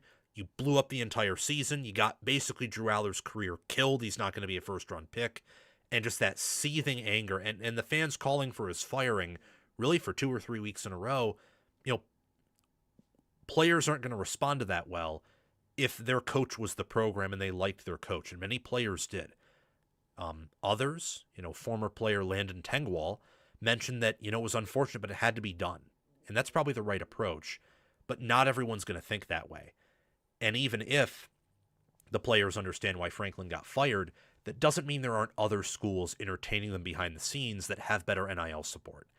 Penn State is good NIL support. They do not have Oregon, Michigan, USC, I would even say Ohio State, even with some of the complaints from their fans about NIL.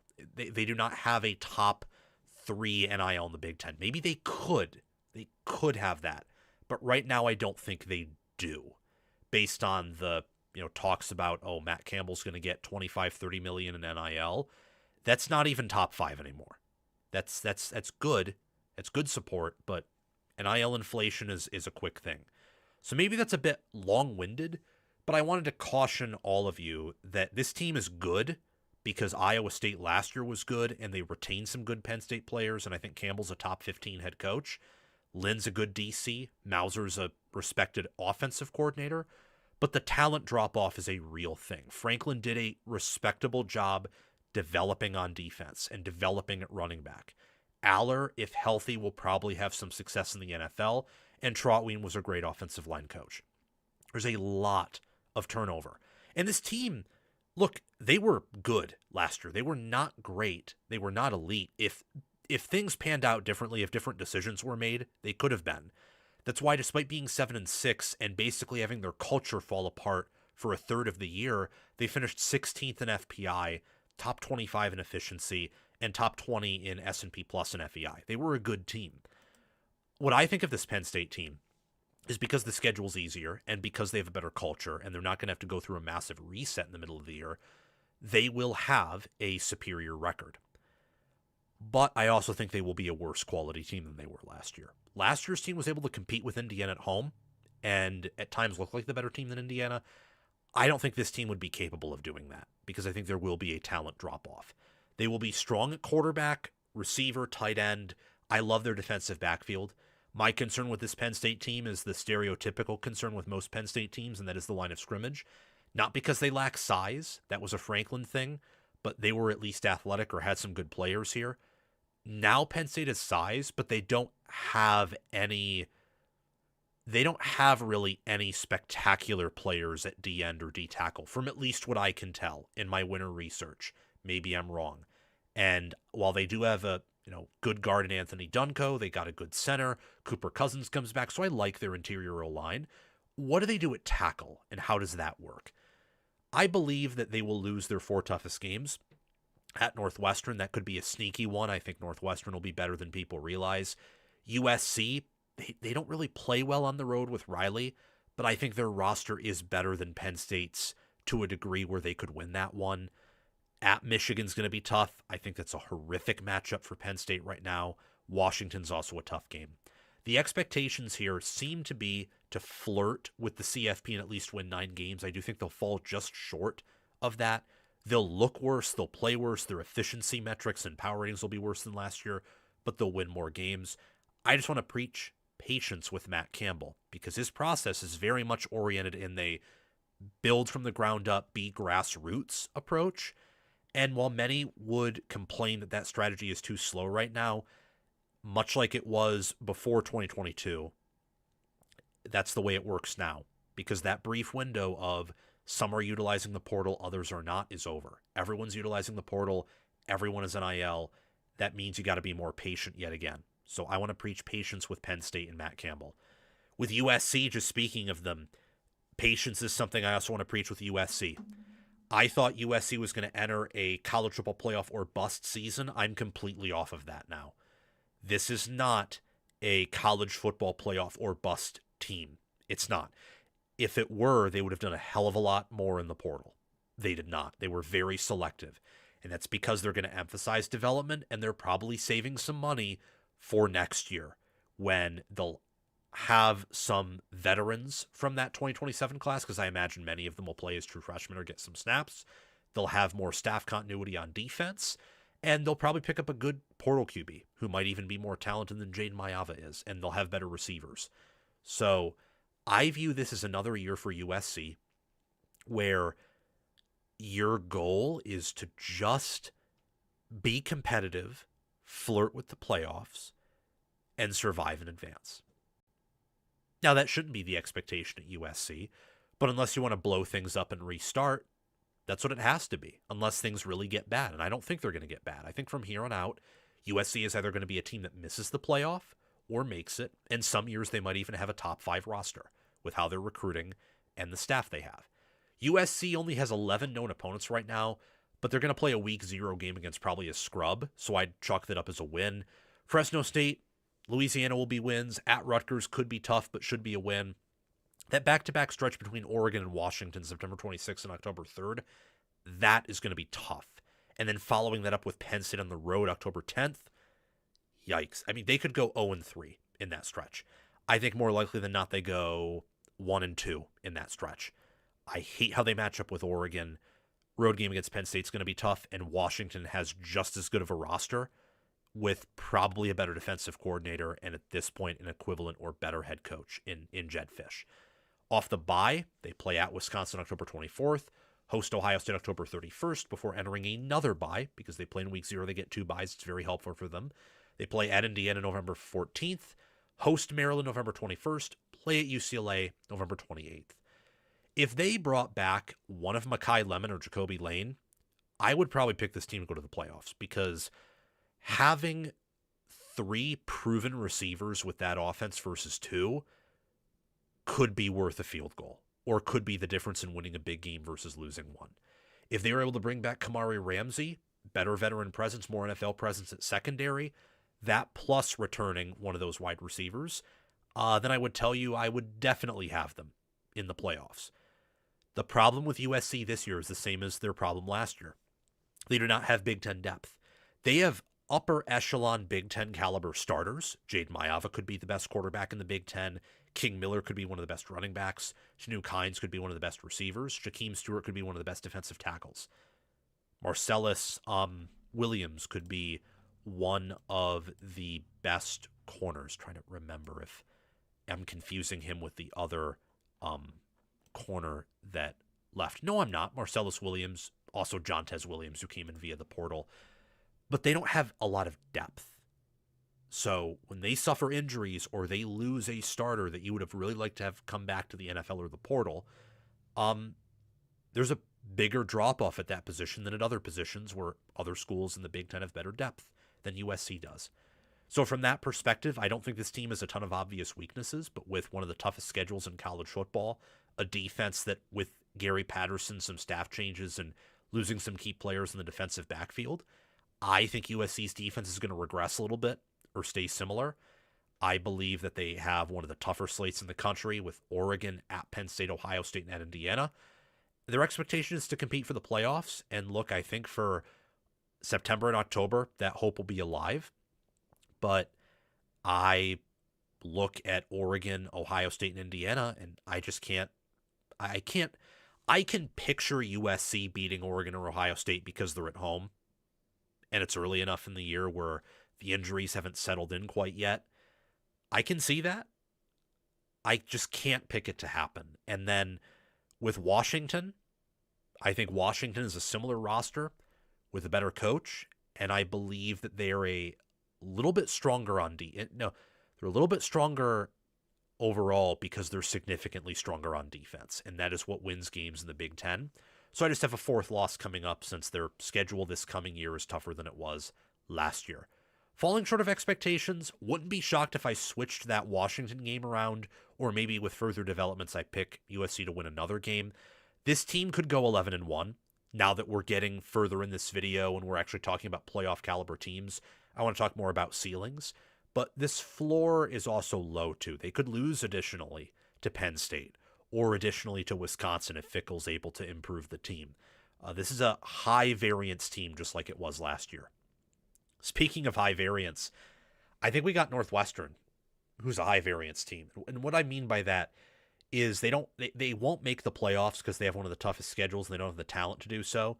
But this team could have a rough start with South Dakota State, who is a FCS national title contender every year. Colorado's improved their roster. Their only guaranteed win is Ball State. This team could go 3-9 or 2-10, but they could also win 8 games. And they can win 8 games because of the addition of Chip Kelly, the addition of Aiden Childs, returning Griffin Waldy, returning Caleb Komalafe, returning Michael Kilbane, and Robert Fitzgerald. They should have a respected O-line again, even losing Tiernan and Martez Lewis. Their defensive line should be decent. I know they lose Anto Saka to Texas A&M and Aiden Hubbard's off to the NFL, but Kilbane was as good as both. And Fitzgerald is their best safety.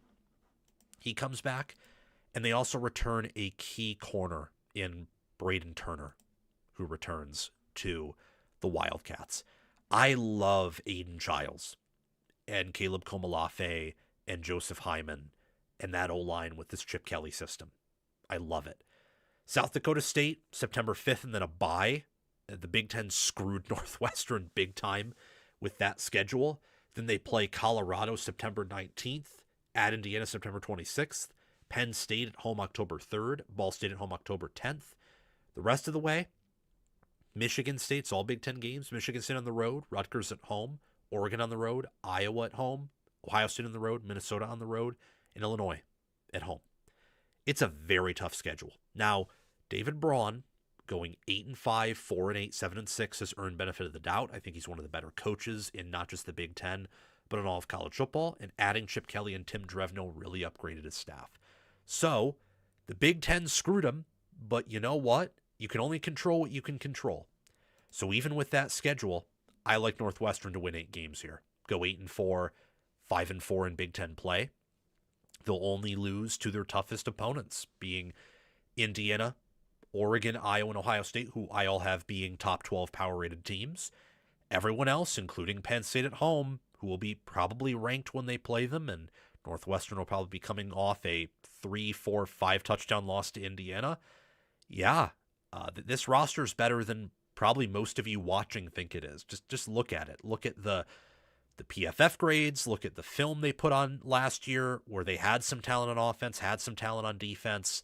Look at the stats and look at how Chip Kelly was able to have some success at UCLA and Ohio State. Like, I questioned him at Ohio State. And in the playoffs, him collaborating with Day was somewhat effective. I don't think he's one of the best OCs in America. I think Day, in large part, just needed him to call plays so he could focus on CEO stuff, but still very much made his presence in the offense known. I do think Chip Kelly's good enough, though, to be an upgrade over Zach Lujan, last year's offensive coordinator who Northwestern parted ways with.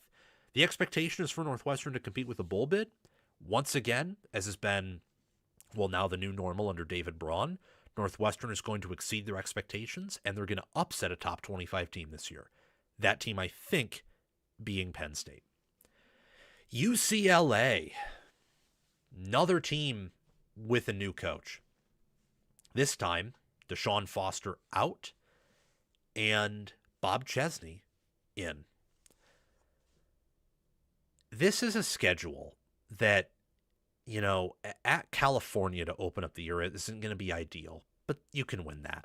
And San Diego State, that'll probably be one of the tougher G5 teams to play. You got Purdue at home, Maryland on the road. You know, UCLA could once again have a disastrous year. They could start off 0-4, and with the rest of their schedule, they could go 0-12. I probably wouldn't set that as their floor because I like this team and staff enough to say they're at least going to win some games. But there's a lot of variance here. On one hand, they could win all those games in September. They could also lose all of them. Outside of Oregon on the road October 10th, why can't they beat Wisconsin, Michigan State, Nevada? That rounds out their October schedule. And then Minnesota on the road. It's on the road. It's going to suck, but it's Minnesota, not Ohio State. Illinois at home. I think you have a better roster than they do. And you have at least as good of a coaching staff. And you have the time zone advantage. Michigan on the road is going to be a bear, but that is a game before they play Ohio State, so you could catch them napping. And USC at home. UCLA has competed with Northwestern, even beaten them a time under Lincoln Riley. That is a rivalry. It's a real one. It's not highly televised due to the time zone and the fact that UCLA doesn't have at least a lot of fans. And, you know, the LA sports environment's a bit unique, but that is a rivalry. Those programs do despise each other. Jalen Berger, Quasi Gilmer, Gary Smith III, Anthony Jones, and John Vaughns are key players leaving. Vaughns or Gilmer probably being the best of that group. They are upgrading their roster, though. Nico Iamaleava returns, and he'll have a good system with OC Dean Kennedy. Wayne Knight III transfers in. Same with wide receiver Landon Ellis, Knight being JMU's best running back last year. Zahir West, who's not just one of the best DNs in the G5 last year, but one of the best DNs in college football. He follows Chesney to UCLA from James Madison. Drew Spinogatti at linebacker also follows Chesney. And some other players to pay attention to are guards Carter Sweezy and Eugene Brooks.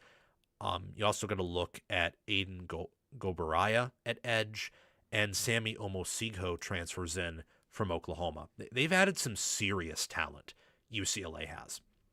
And they were pretty bad last year when you look at the analytics. They were outside of the top 70, 75 in pretty much every computer metric, efficiency, FEI, S&P Plus, and FPI. And they were outside the top 100 in points per play, opponent points per play, and points per play margin. They sucked last year. But much like Indiana did in hiring a James Madison coach, I think UCLA is going to benefit from hiring a James Madison coach in the name of Bob Chesney. I'm predicting this team to finish 7th in the Big Ten, 9-3, 6-3 in conference play. They will win a lot of close games, believe me. I think a lot of these wins will be competitive. Some others, like maybe, Nevada and San Diego State probably for sure, but maybe a Purdue, maybe even on the road, they trounce Maryland. They'll trounce some opponents too. They'll probably be trounced by Oregon, Michigan, and USC, but they will be in the college football playoff conversation in November because 9-1 entering, the second to last week of the year puts you in that CFP conversation. I think the expectation for UCLA is about as low as it can be. It's just to be competent. So I believe UCLA fans are in for a huge surprise in a good way this season. When your toughest games include a game at California, who is also kind of undergoing a rebuild with Tosh Lupo, even though I think they should be pretty good in the ACC, that means you have one of the easier schedules in the Big Ten. So good coaching staff, good roster, easy schedule. It just all, comes together and layers into a wonderful recipe for success. For Washington, we're finally getting into the top third of the Big Ten. It's taken a long time, but these teams deserve this much airtime. The Washington Huskies were a top 25 team last year with a litany of issues that prevented them from being better than that. Their offensive line was pretty weak. They had some younger players who performed well, but they were a lot like USC. The difference between them and USC is they didn't have NFL receivers. I mean, Denzel Boston's close, but he's probably not as good as either Lane or Lemon. And USC had 2. Washington just had 1. So even though Washington had a better defense and probably a more athletic quarterback, USC had the better O-line, better overall receiver room, better offense, just better overall team, really. And losing Jonah Coleman and Adam Muhammad gives the running back room kind of a tough test. Is Jaden Lamar going to be enough? Is the offense going to be good? Is it going to be good enough at running the ball? And with Boston gone, are they going to have good enough weapons on the outside to, make this offense into a better unit than it was last year, to help the offense progress? Because it was a great offense against just mediocre teams or bad teams, but it was kind of an unwatchable offense at times against defenses that had excellent fronts: Wisconsin, Oregon, Michigan, and especially Ohio State. Some key players for this year, obviously DeMond Williams, Desmond Roebuck, and guard John Mills, but Darren Conley is a great defensive tackle that transferred in from Ball State. Rashawn Clark is their nickel, one of their better players. Jimmy Dowdery, this just happened yesterday, so I didn't have time to update it. He is fired. The OC position is pending for Washington, so just keep that in mind.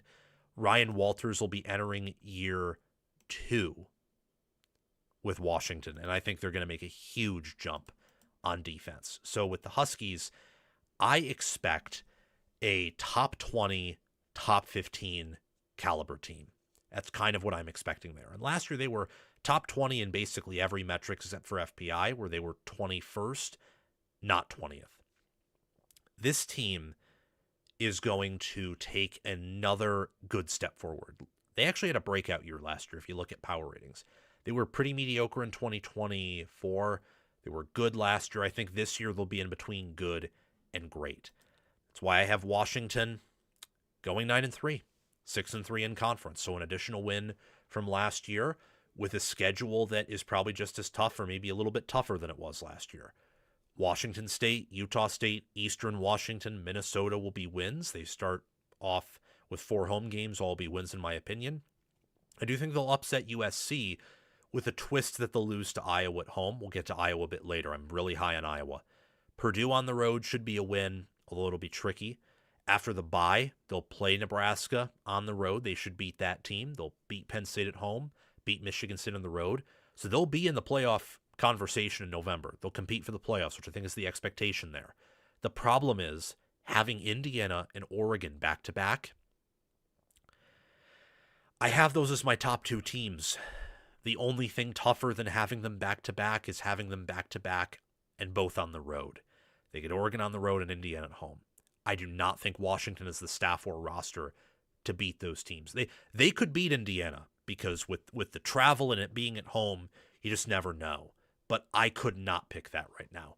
This team will be strong along the offensive line. They'll be great at D tackle. Their secondary should be improved. They'll still be good at receiver with Roebuck, and Damon Williams is one of the best quarterbacks in America. They will have a borderline top 10 defense this year. That is actually why I have them beating USC. I kept thinking USC and Washington are similar teams, but Washington has to play USC on the road. So that means Washington has to lose this game, or at least you have to pick them to lose for now. But then I thought to myself, USC's defense has a year one coordinator. They probably aren't that much more talented than they were last year. And I'm a little bit skeptical of Gary Patterson there. Meanwhile, I love Ryan Walters. I think he's a top 10 DC right now. And Washington returns a ton on defense. And quietly, look, USC had the number 1 high school class. They did. Washington had a top 15 portal class. Obviously, recruiting matters more 2 years down the road than the first year the class is in-house, but they have momentum. I mean, they have serious momentum. So I expect Washington to win 8 or 9 games. I think they're very similar to USC this year, where they could make the playoffs. They'll be competing for the playoffs, but I just have them on the outside looking in of that tournament. With Michigan, from here on out, every single team will be in the college football playoff. So I have 5 Big Ten teams making it, because we're at the, if you haven't figured out already, we're doing this in order of predicted finish in the Big Ten. So I'm predicting Michigan to finish 5th, because I had Washington finishing 6th. Really every team from, Penn State, USC, Washington, and now we're at Michigan, and then from this point onward, any of these teams can pretty much go 11-1 if things fall correctly in their lap, and certainly 10-2. So all of these teams should expect to be in the playoff conversation in November at minimum. Some should expect to reach the playoff and even win a playoff game. Others, like the good old Oregon Ducks, who Michigan plays on the road, they should expect to pretty much win it all, or if they don't, they reach the national title game, their first since 2014. Michigan is now going to be 3 years removed from their national championship. They have a national championship caliber staff. I think that Jason Beck and Jay Hill are the second best coordinator duo in the Big Ten. Second best, only behind Indiana. I think Kyle Whittingham is the third best head coach in the Big Ten, behind obviously Ryan Day and Curt Cingetti. Boldly have him ahead of Lanning, though if you were to do a future outlook, I'd probably have Lanning ahead of Whittingham. Lanning is still young, can still, learn some things. Whittingham is a bit on the older side, but I still think he has his fastball. And, what that guy's done at Utah with basically using the Paul Chryst Wisconsin strategy, but adapting it to the modern era, is pretty impressive. Michigan lost Justice Haynes, Derek Moore, Rashawn Benny, Cole Sullivan, and Jimmy Rolder. This might be one of the weakest linebacker cores in the Big Ten, and that can be a problem. But with Jay Hill running a 4-2-5, you don't have 3 linebackers out there, and Michigan's good enough at D-end, possibly D-tackle, depending on how it pans out, and certainly at secondary with, Smith Snowden, with Yair Hill, with Rod Moore, and with Mason Curtis and Chris Bracey, to where the defense should be good. It should be a little bit better than Utah's last year. Should probably be about where BYU's defense was last year, maybe a bit better because they have more talent. Jason Beck working with J.J. Buchanan, Andrew Marsh, Jordan Marshall, Bryce Underwood, Andrew Sprague, and Jake Guanera. This offense is going to be one of the best in America. And that might sound crazy due to the struggles Michigan had last year, and especially in 2024 on offense, but that's Sharon Moore and the incompetent coaching of Sharon Moore versus what Michigan has now. And quietly, Michigan actually had a top 25 offense last year in efficiency metrics. They return a lot of that talent entering this year with far better coaching. Far better coaching. A schedule that is among one of the toughest in America is perhaps the only thing that will stop Michigan from being a top 10 team in terms of power ratings. Because if you lose enough games, enough things are exposed, you can sometimes lose cabin pressure, injuries happen more frequently with tougher schedules. I think Michigan, really all that stands in your way is the schedule. That's it. Western Michigan should be a win. But Oklahoma at home is going to be a test, and after UTEP, Iowa at home will be a test. Minnesota on the road, that could be a test. Off the bye, you get Penn State at home, but then after that, you play Indiana. I think that Michigan roster-wise is a nightmare matchup for Penn State, but Indiana's a nightmare matchup for Michigan because Indiana can do one thing well on offense, possibly better than anyone else, and that is run a effective multiple rushing attack, and that should kill what Michigan has up front. Rutgers on the road, that could be tough, but should be a win. Michigan State at home should be a win. Oregon on the road, that is just, it's asking a lot for Michigan to go there and win. Michigan is talented enough to win on the road at Oregon, win at home against Indiana, certainly beat UCLA November 21st, which coincidentally is my birthday. And they're talented enough to beat Ohio State on the road too. But will they? You know, there's a difference between if this happens, they can do this, or they can do it. But can say, like, I can help you out, but will you help me out?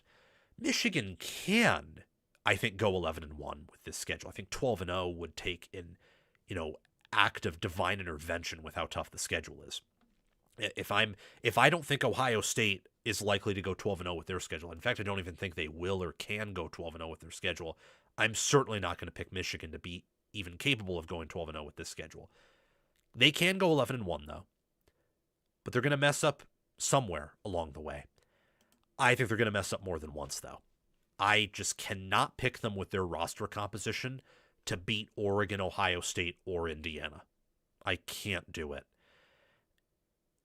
If things went a little bit differently in the portal for any of these schools, just maybe a little bit of a tweak here, tweak there, or maybe if during the regular season there's tweaks that happen to these teams where, as always, parts of my preseason research will be a bit incorrect or off at best, then maybe I'll pick Michigan to beat one of those teams. Maybe they will. But as of right now, they're weak enough at D-tackle and linebacker to where Indiana and Oregon for sure, and even to a certain degree Ohio State, will be able to run on them effectively enough to then allow their offenses to operate with a balanced attack. Michigan probably in terms of matchups out of those three would match up better with Ohio State than Oregon or Indiana, but I don't even think they match up with Ohio State that well. I think actually Ohio State has a favorable matchup on them outside of having a superior roster. IU and Oregon just have horrific matchups for Michigan. Maybe I'm wrong though, and I do believe they'll beat Oklahoma and beat a good Iowa team. That, along with other chaos around college football, will be enough for them to make the college football playoff despite losing 3 games. Iowa is up next. The Iowa Hawkeyes last year went 9-4, 6-3, and were better than a lot of teams that won 10 games or won 9 regular season games. This year, they have a pretty workable schedule that includes Northern Illinois, Iowa State, and Northern Iowa at home.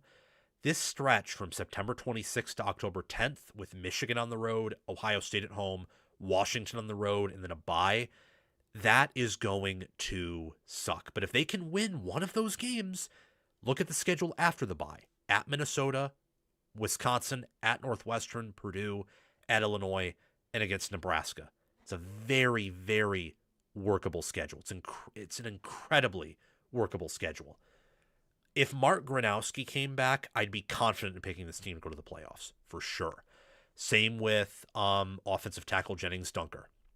If somehow their key departures all returned and this team had insane returning production, I would be convinced that this team might even beat 2 of those tough teams, not just 1. This is Iowa's breakout year. Ferentz is in year 28. Lester's in year 3. Parker's been there for more than a decade. Parker has Deshaun Lee and Zach Lutmer, could be the best corner duo in America. When he has that defense is going to be top 10. It's a lock to be top 10. Cade Piper and Leighton Jones return at offensive guard, same with Trevor Locke at tackle. So Iowa on offense often needs the offensive line to do well. And I think they've improved a bit at receiver, and I think Jeremy Hecklinski will be a good QB. That's likely going to be their starter. And Vaname's a great tight end. I have him as an All-American caliber tight end. They were a team that was top 15 in some metrics. S&P Plus, FEI, and efficiency had them as a top 15 team. FPI only had them 18th, probably due to priors. and the way they win games. Lower scores, FPI is easily seduced by higher scoring contests and is a bit disgusted by lower scoring ones, just a bias that it has. What if they go up to Michigan and run for 300 yards on that defense, and they're able to put Bryce Underwood in a blender? What if Ohio State comes to town, and whether they've beaten Texas or lost to them, it's going to be a different type of challenge because it's Kinnick. Iowa's special teams are very proven. They probably have a more cohesive offensive line than Texas will, even though Texas will have more talent, and the schemes are just different. They probably also have a better corner group or similar corner group to Texas anyway. Easier task in theory, but you just never know with how Iowa's built and how it is on the road. What if Sayin throws a pick six on the first play, and then Ohio State's O-line is put in a blender, and because they no longer have a three-headed monster at receiver and they have one, Iowa can double cover Smith. It is a punting game where Iowa's just able to keep a lead and sustain itself. What if they go up to Washington and just do to them what they did to Michigan? Those things are all possible for perhaps the first time in several years with Iowa. And that is why I have Iowa winning one of those games. I have them beating Washington on the road, losing to Michigan, and losing to Ohio State, but beating everyone else to go 10-2, 7-2, and finish fourth in the Big Ten. This team can go 11-1. They can beat one of Michigan and Ohio State on top of everyone else on their schedule because this is one of the easiest schedules in the Power 2, the SEC, and in the Big Ten. I think more likely than not they go 10-2 because Michigan and Washington, for as good as they are and the fact they're on the road, are just weak enough at certain positions where Iowa could exploit them. And Ohio State has enough roster deficiencies compared to the past, I would actually say 3 or even 4 years, to where Iowa could get them, even though, I trust Ryan Day to not lose those type of games against teams that aren't top 10, which is why I have him beating Iowa. This team will be strong at practically all positions except for quarterback and receiver. I do think they're pretty thin at defensive end. I'm curious to see how if they even do reload there. If they do, this could be a top 5 defense, and with this schedule, a schedule where one of their toughest games will be home against a Nebraska team I have going 5-7.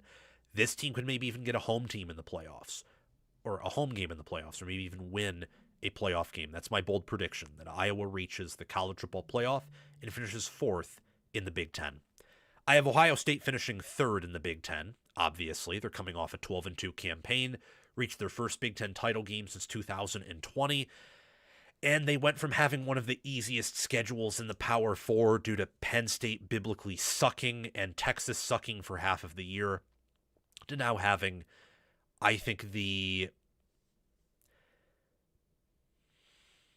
I haven't completely, at a granular level, went through all the schedules and calculated exactly how I would rank the Big Ten schedules or the college football schedules on a toughness scale.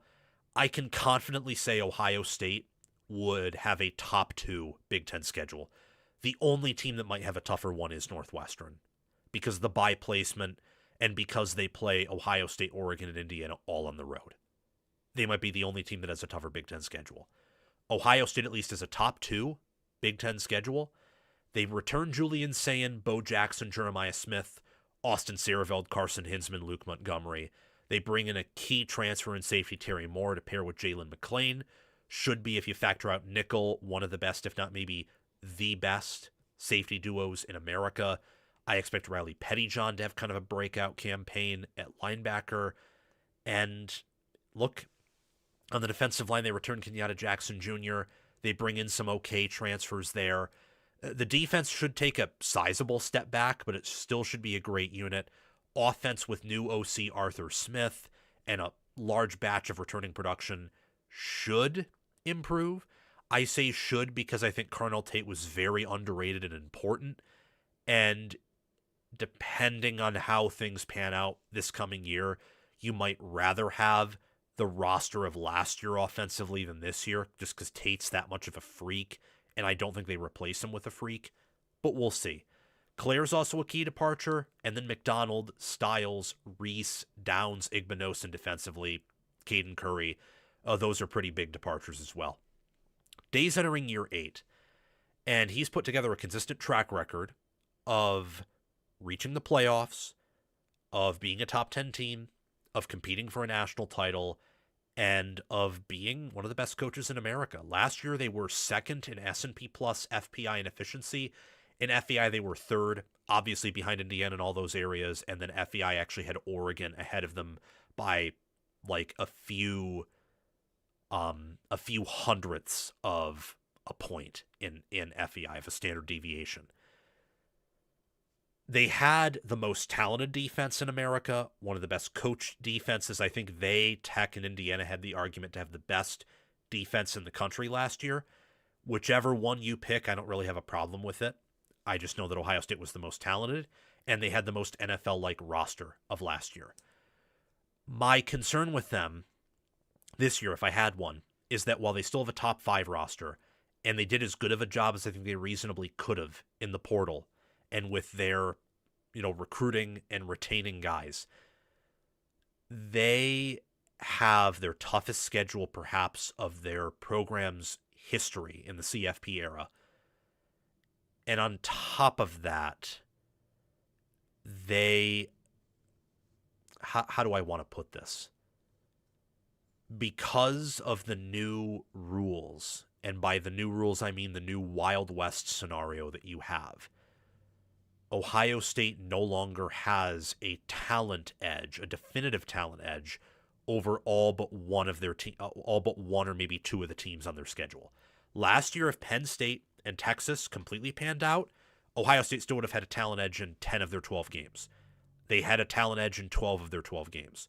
This year, with Oregon, Texas, USC on the road, Michigan at home, Indiana on the road, in recruiting, they have a talent edge over 10 out of their 12 games. But once you factor in experience, roster, build, other things, you could have 6 coin flip games here for the first time in a while.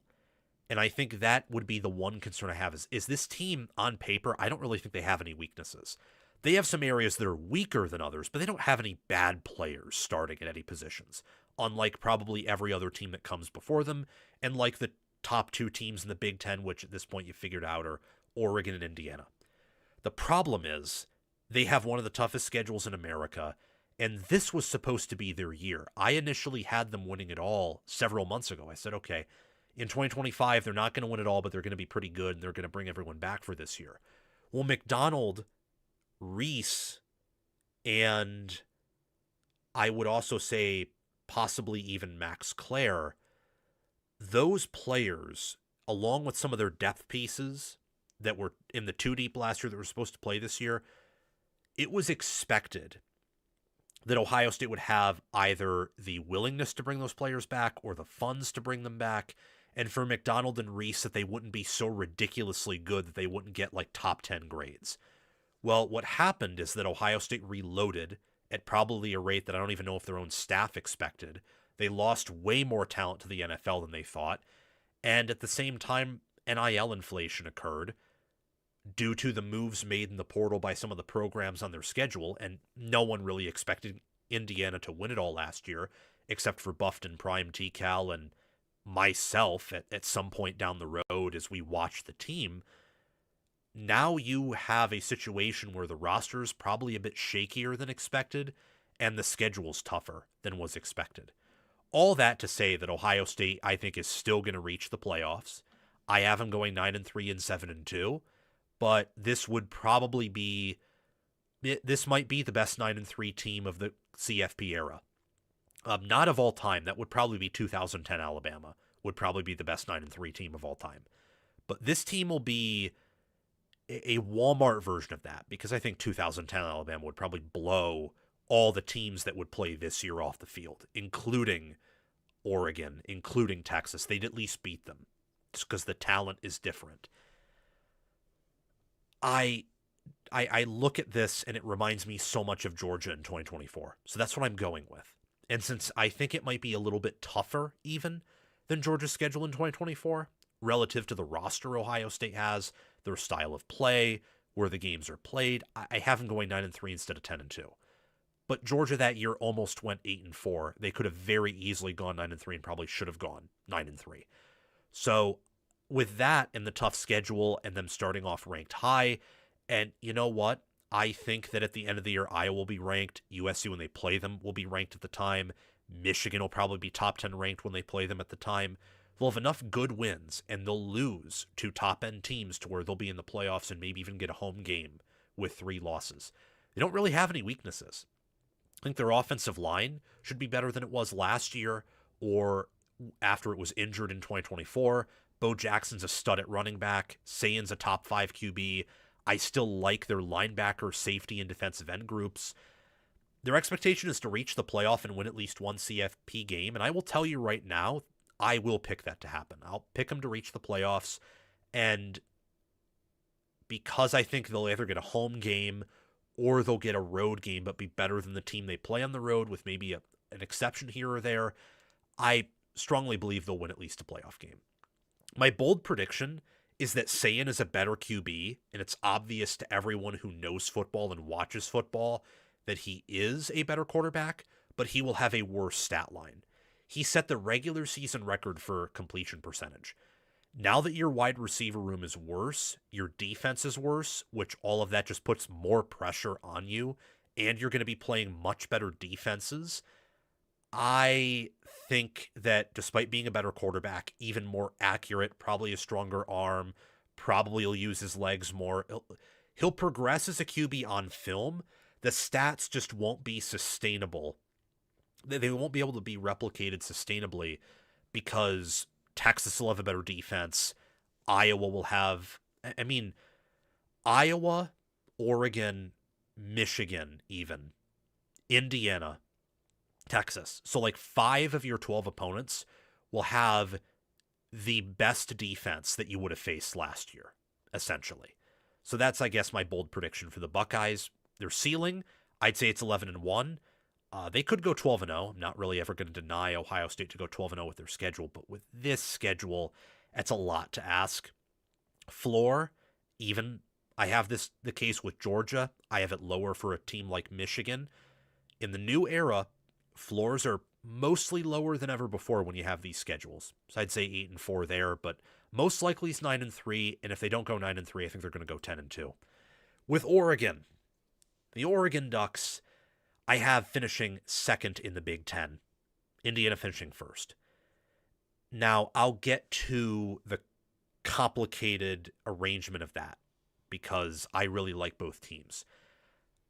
Much like Ohio State, they have elite rosters, but let's focus on Oregon here. Oregon has the best roster in America this year. Returning Dante Moore, returning Jordan Davison, De'Aaron Hill Jr. At receiver, they have Jeremiah McClellan. They got Iverson Hooks. They got Evan Stewart. They return freshman stud DeCorian Moore. Amari Washington, Tatum Tuioti, Bear Alexander, and Mateo Uyunglele. That entire starting D-line returns. Brandon Finney and Ife Obadegwu, that corner room, returns. Naeem Offord returns, same with Trey McNutt. Some really young stud players that'll be entering their true sophomore or redshirt freshman year. Aaron Flowers comes back. Jerry Mixon and Devin Jackson come back. This team, last year where really the only seniors were on the offensive line, is now full of them. O-line, quarterback, defense everywhere. Receivers still pretty young, but now they all have pretty much an additional year of experience. The key departures would be Malik Benson, Emmanuel Pregnan, Bryce Betcher, Dylan Thieneman, and Jaden Kennedy. All of whom were very underrated and unsung heroes in their own ways. And on top of that, Drew Merringer and Chris Hampton are first-year coordinators. What will determine Oregon's success is how good those coordinators are. Is Merringer able to reload in the absence of Stein? Is Hampton able to reload in the absence of Lupoy, or even be maybe an upgrade? Since I don't think that, play calling and in-game stuff was Lupoy's strengths. Ask any Oregon fan, or look at his time at Alabama, or Nick Saban took away his headset after a few games. Lupoy was a recruiter and a culture guy. Hampton's going to be a bit different, as Hampton has, ran his own defense at Tulane with great success.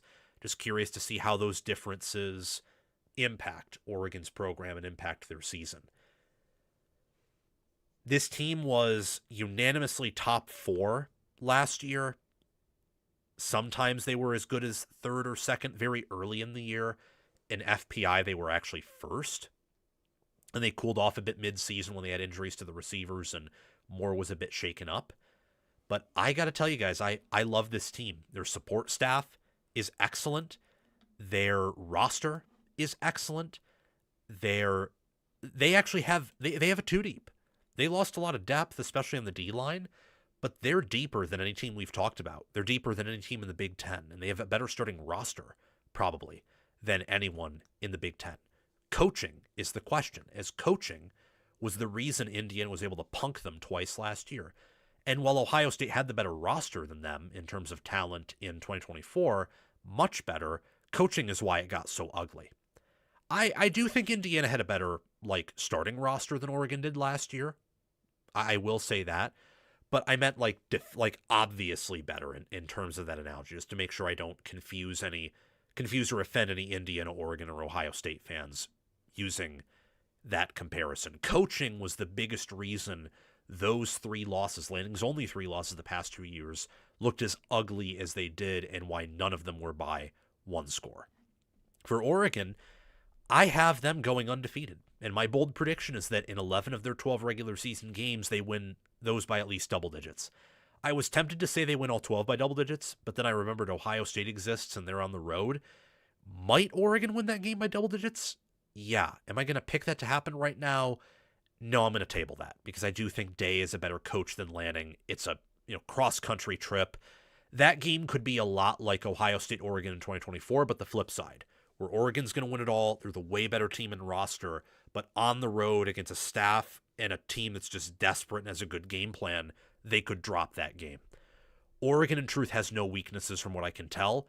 They might have some spots that are weaker than other spots, but USC, Ohio State, Michigan, and Washington are their toughest games. I think they'll beat all of those teams. I have them as the Big Ten runner-up, 12-1, 9-0. I have them losing to Indiana because of the same reason they could lose to Ohio State, cross-country travel. I think Indianapolis would be an Indiana home game if they match up in Indy. And I think Indiana has the best staff in America. And I do believe because of their RPO scheme, because of what they did on defense in the portal and how much they return on the O-line, I would like them to get that win there. Also, it's so hard to go undefeated. And I think especially with new coordinators and when you're not tested outside of maybe one game, it's going to be hard. Also, it's 2 undefeated teams. I have Indiana going undefeated, too. Sneak peek. I didn't even show their wins and losses yet. But yeah, I have them matching up. 2 undefeated teams.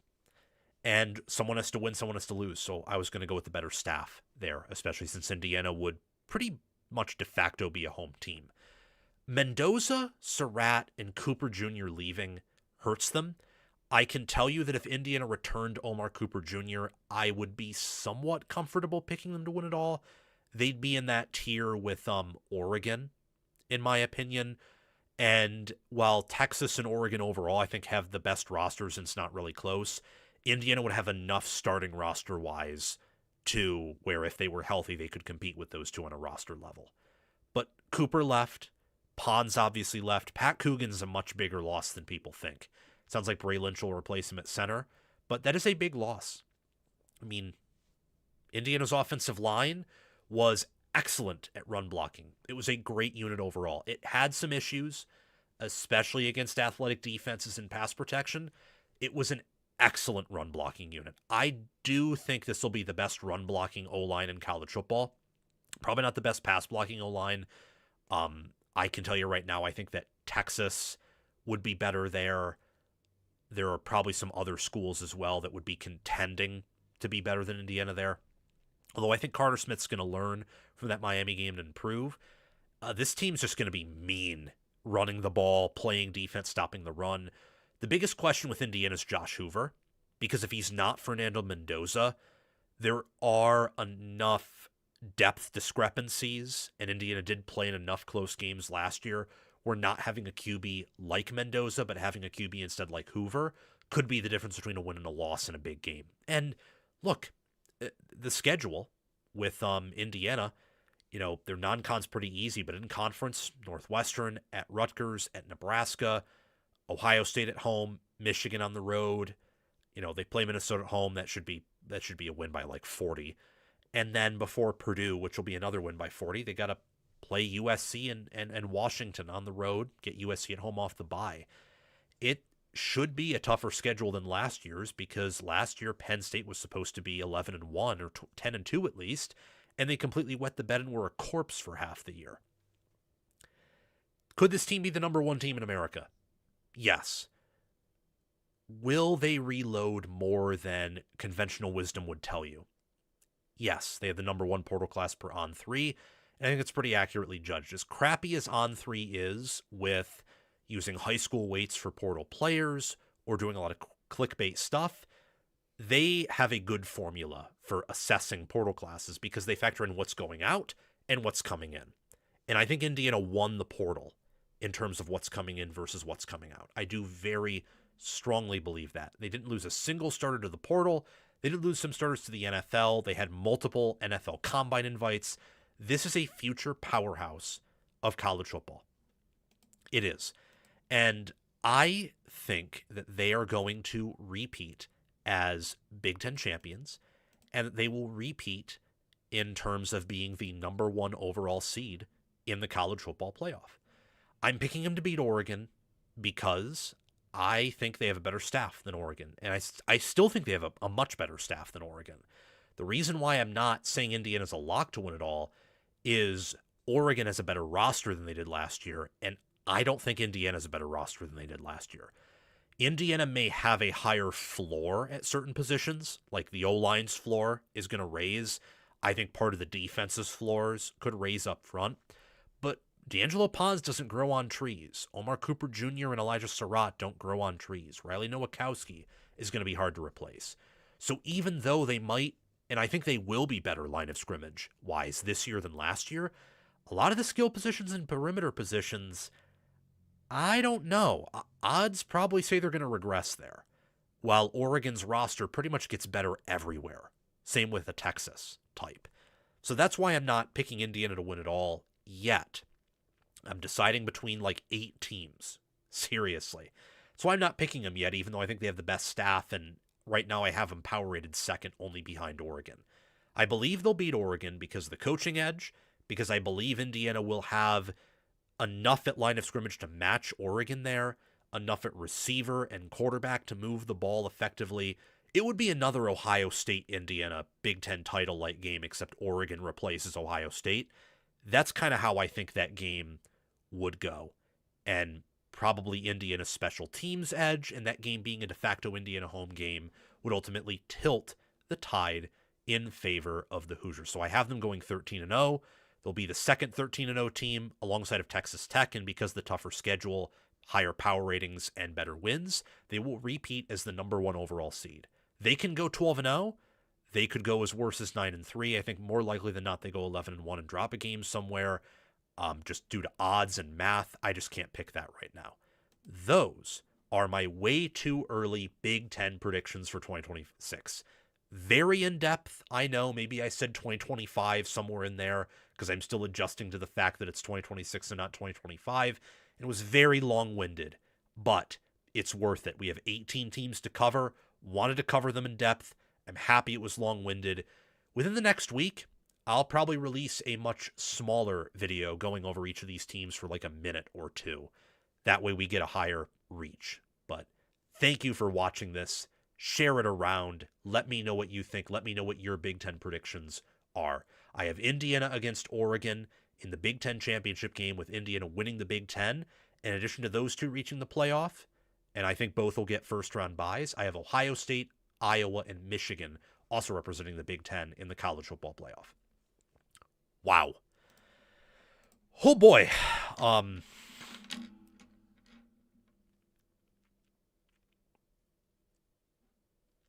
Wow.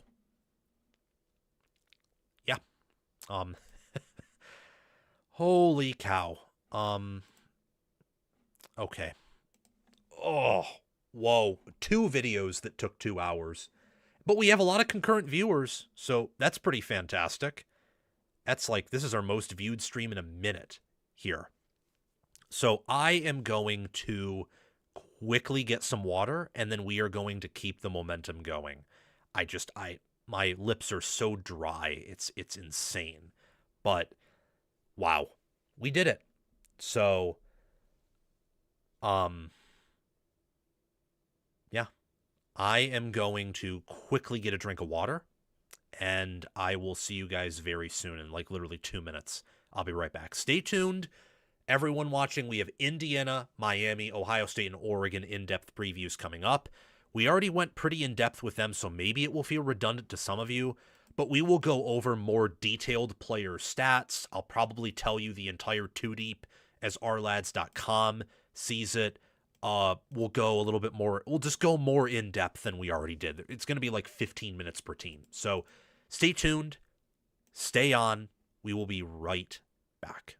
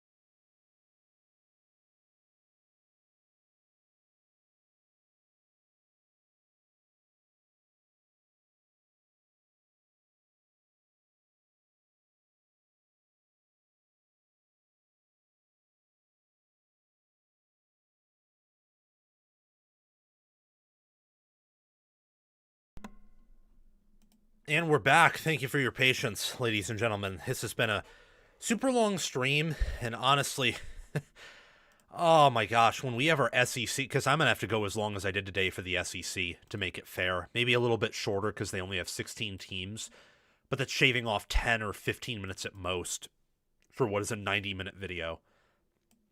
So, yeah, I'm gonna have to reduce the topic list for Friday. But believe me, next week we'll be doing some ACC and Big 12 predictions. While I'm gone, as I think I mentioned at the beginning of the show, there will be premieres that release. Those will all pretty much have much shorter topics than this. With how big the conferences are and how in-depth we like to go as a channel, it's hard to keep those videos under an hour unless I'm doing rushed ones, and I only want to do a rushed one if the initial take takes way too long. Wow. Like, yeah. I always plan for these things to be just below an hour, and then they go over an hour. So, good to see most of you stayed around. It's very good to see. I now want to discuss a few teams, go in depth with some of these teams, specifically Indiana, Oregon, Miami, and Ohio State. Just had to blow my nose there. Did you know that Indiana, in the 12-team playoff era, has the highest winning percentage? 27-2 is their record since the inaugural 12-team playoff season. Indiana, let me say that again. Indiana is 27-2 with 2 playoff appearances and a national championship, an undefeated 16-0 season in the 12-team playoff era. They have the highest winning percentage since the 12-team playoff kicked off in 2024. And they're entering 2026, and maybe I'm wrong here, but I imagine that for some it feels like we've already done everything we could have dreamed of. And if you're a competitor, if you are an elite coach, if you're an elite organization, you respond to that by saying, kind of looking around in a weird way, but there's more. There's more that has to be done. We have to do this again and again and again and again. That standard of, it's almost, I don't think perfection is the right word to describe it, but just that standard of being of being the top dog. It's the standard that Ohio State and Georgia have had and have right now, that Alabama has had and is trying to maintain, although they're having a difficult time. That is the standard within Indiana. That high standard of always, competing and playing your best game, and of just really being on top of things and being the best program in America, which Indiana right now, I don't think that you can really forecast more than 2 years into the future. It would be fair then to say that maybe you shouldn't measure a program by anything they've done for more than the past 2 years. Over the past 2 years, the only teams comparable to what Indiana has done is Ohio State, who won it all and has the third best winning percentage. And Oregon would be the next closest. Third best winning percentage. They didn't win the national title, but they won the Big Ten, and they reached the semifinal last year. Indiana is an elite bunch of programs, and I think they're going to once again field a national title caliber team this coming year. That's why in preseason odds, they are, top 5 in preseason odds. And look, some might say they're overvalued. Others might say they're even undervalued. Some might have them as the favorite. But almost every respected person I know, even people I know who are low in Indiana, have them power rated top 10 and view Cingetti as this elite coach and his staff as the best staff in America. I just wanted to pause to let that sink in, because I still don't think people have processed that. And I don't believe they've processed it because I look at Indiana and I look at how people are pegging them this year, and I still don't think people at the top get it. There are people who are not high in Indiana this year who get it. I know one of them. They get it. But there are people who will tell you with a straight face, oh yeah, this is one of the best programs in America. This also is one of the best teams. Cingetti is just once again loaded. And they'll say that, and then they'll turn around and say, well, they're not getting a home playoff game. Or they'll predict Indiana to, lose 3 games or lose 2 games. Now, it's the 12-team playoff era. You can be an elite team and lose 3 games or lose 2 games. That's the nature of the sport. What I'm trying to say here is that Indiana is a top-end program with an elite staff and with a roster that, in terms of talent, recruiting talent, is only getting better, and is a roster that year over year is always going to have some NFL players at minimum, and at times have a flock of NFL players in their starting roster because of the staff, because of their scouting, because of their program. It's an important thing to mention when previewing Indiana and going in depth about them. Because for Ohio State, we know those things about Ohio State. We know those things about Oregon. We're going to be talking about Miami. We're probably going to have to, bring some of the things we brought up here about Indiana and discuss them in relationship to Miami. Because these are programs, Indiana, Miami, Texas Tech, Oregon and Texas have done this enough where a few years ago they were emerging powers and now everyone's used to them being up top. Indiana is a emerging power. Get used to them being here. Their schedule, I brought it up a few minutes ago, but it is North Texas, September 5th, Howard, September 12th, Western Kentucky, September 19th, Northwestern, September 26th. Their first road game of the year is at Rutgers, October 3rd. They play at Nebraska, October 10th. They then get Ohio State at home, who, by my early estimations, will probably be their first team against a top 15 caliber opponent of the year. Get them on October 17th. It's a nice spot. It's in between really 3 road games, because at Rutgers, at Nebraska, and after the Ohio State game, they have to travel to Michigan. But they should handily beat their first 6 opponents. And by handily beat them, I mean by 3 touchdowns or more. In some cases, 4, 5, 6, or maybe even 7 with a team like Howard or a rebuilding North Texas or WKU. They have time to prepare for that game against Ohio State, which will be a very tough game. Indiana can lose that. They can also win that game. But it comes at a nice time, especially when you consider that Ohio State is one of the tougher schedules in America. So they could be battle-tested entering that game. They could also be beat the heck down and just incapable of playing their A game over and over and over again, and Indiana could catch them at the perfect time with the perfect storm. After that game, Michigan on the road, October 24th. Again, it'll be tough. Nebraska, Ohio State, and Michigan in a row with 2 on the road. That's a tough slate. Odds and math probably says Indiana drops one of those games.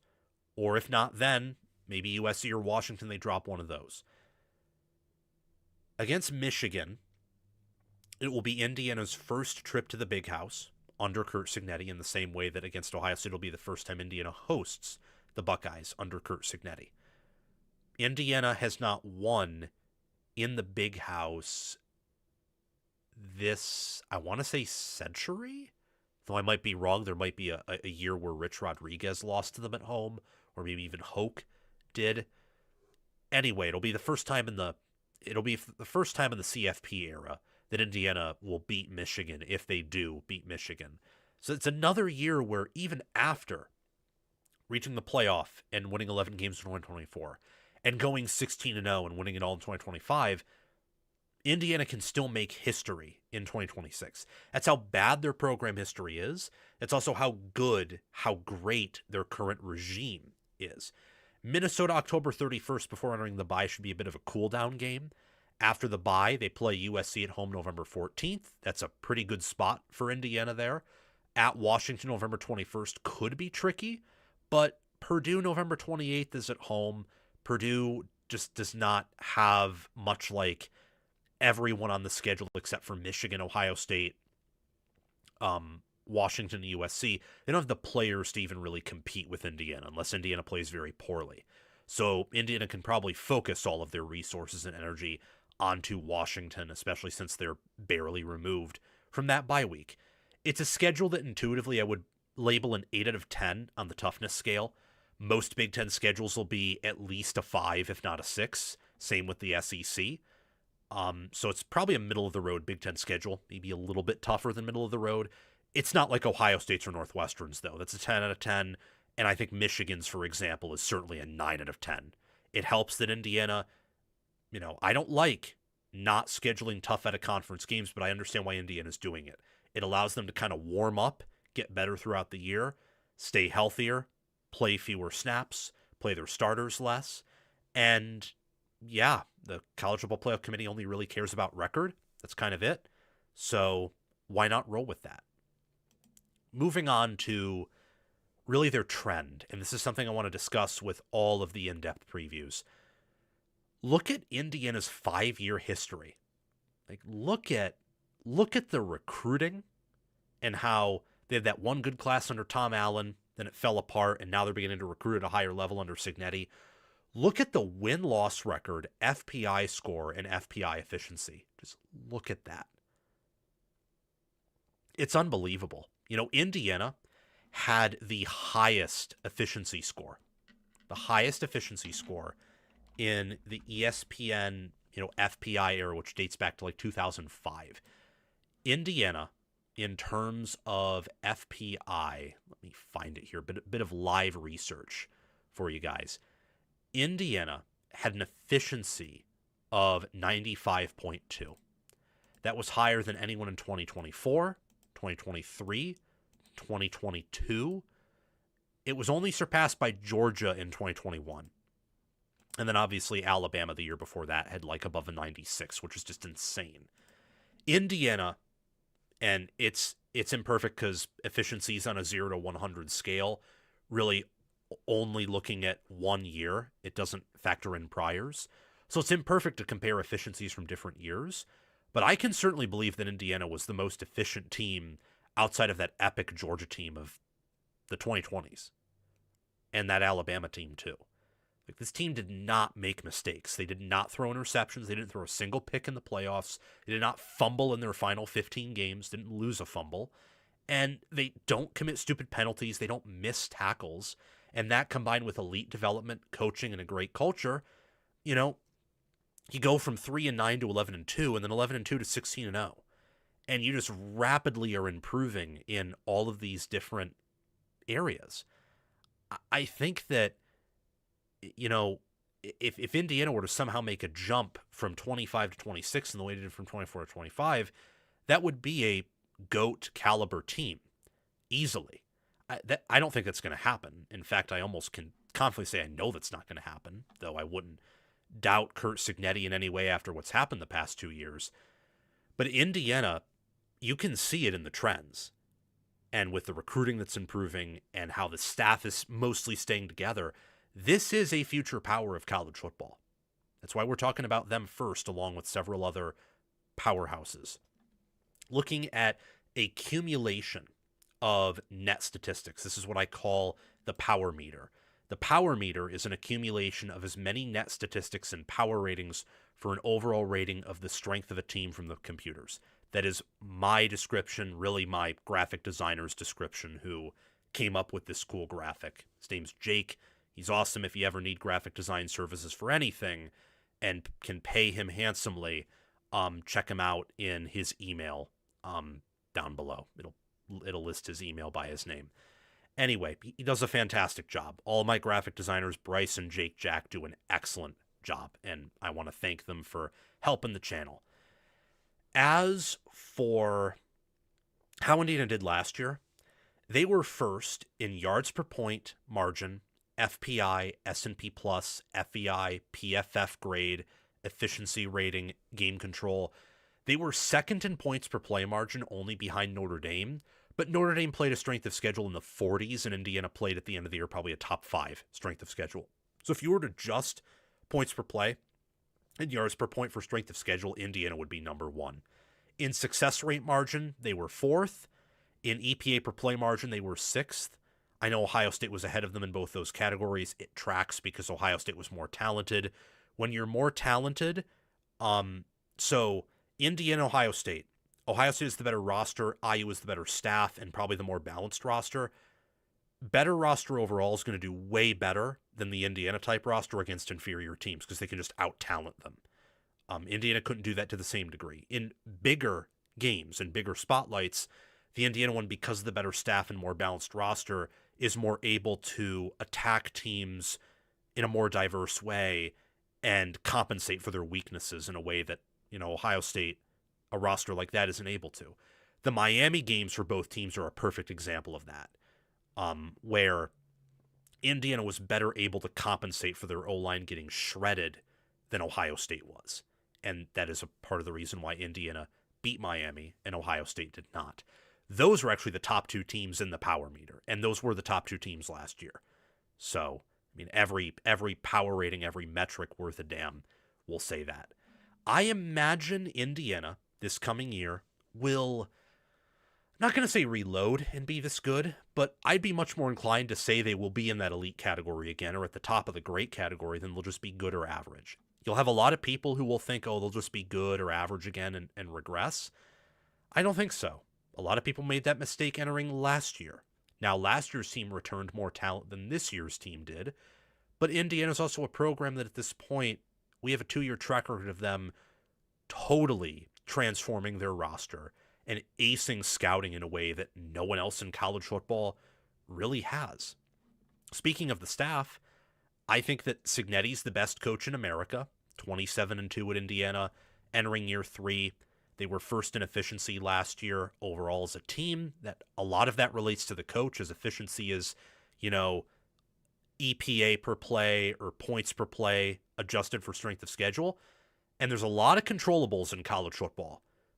How you train your players, how you coach them, how the nutrition, the meal prepping you do for them, how you guide them, your mentality, your words, your actions. So much of that's controllable if you're able to get to a granular level and think there. If you're able to think big and small. And if this is your craft and you're dedicated to it. These guys, the trio, the head coach, OC, and DC, they are top 5 at their respective jobs. I think Haynes right now is the best overall coordinator. Cignetti's the best overall coach. I think Shanahan's a top 5 OC. And I'm so ridiculously high on this staff that their new strength coach they just hired, tab him top 5. Who cares? Cignetti knows what he is doing. He absolutely knows what he's doing. It's why, take Ryan Day, for example. Personal feeling, I do not like Arthur Smith. I hate the idea of Arthur Smith. I think the idea of Arthur Smith with his multiple tight ends and kind of falling into the Ohio State trap of the past few years where we're just going to get big and run up the middle and it kills them is part of me thinks it's insane. But it's also Ryan Day, and a lot of Ryan Day's hires have panned out, and Day is a top 3 head coach. So I gave a lot of benefit of the doubt there. It's going to be that, but to even more of an extreme with a coach like Cignetti, who I think is the best head coach, and no one could have done what he did at Indiana over the past 2 years. No one. Kirby Smart and Ryan Day are not walking into Indiana after Tom Allen leaves and winning it all in 2 years. They are not. They would make those programs very good, believe me. I don't think they do that in 2 years. So this is the best staff in America, best overall staff, best assistant staff, best head coach, best coordinator duo. Almost any combination will yield Indiana at the top in any coaching rankings or ratings. And the multiple 4-2-5 that Bryant Haynes runs, that was here's how I'm going to put it. That was the highest floor defense last year. Ohio State had the highest ceiling. Texas Tech had the most intimidating and frustrating position group to deal with. Indiana was the most well-rounded defense and the most consistent defense. They could attack you with 3 linebackers. They could attack you with 3 down linemen. Multiple formations. Loved to disguise their coverages. Were excellent at it and fantastic in coverage.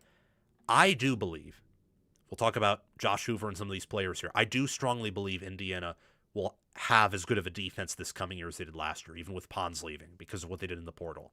They might actually have a better defense. But the question with Indiana entering 2026 will be about the offense.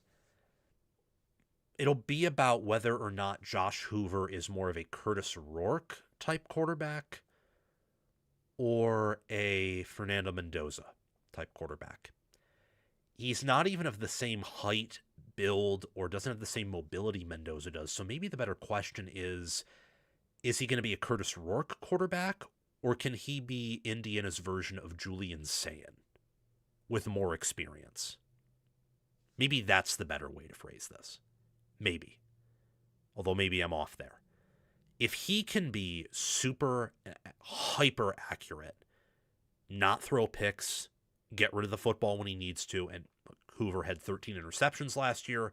QBR was around the 25th level, 27th at a 73.6 QBR, 76.8 PFF grade. He only completed 65.9% of his throws. If he can have his completion percentage in the 70s or very high 60s, throw fewer interceptions, with a better receiver room, much better rushing attack than he had at TCU, where they only averaged 3.4 yards per carry, and a much better defense, then Indiana can easily win it all again. And by my money, with the defense and coaching staff they have, probably will. If Indiana right now had Julian Sayin as their quarterback entering this year and nothing else changed, yeah, I would probably pick Indiana to win it all. You'd have such an accurate quarterback with a broken scheme, an excellent rushing offense, and a defense. It'd be like Ohio State last year if instead of having Jeremiah Smith and the most, freakishly athletic, defense maybe of like one of the top 5 freakishly athletic defenses of the 2020s, you took some of that away and just poured it into the rushing attack, and you had a better offensive scheme. It'd be broken. They would probably win it all with that. With Hoover, I do expect him to be very good. But is he going to be top 5 good? Is he going to be number 1 good? And even then, with Indiana, I know their expectation isn't to win it all, but since they did last year, we're going to be talking about them in the context of whether or not they can or will or how likely they are. Those turnovers can also cost Indiana a few games where against Ohio State at home, Michigan on the road, USC at home, Washington on the road, those are 4 games where those could be competitive contests. Odds say they will.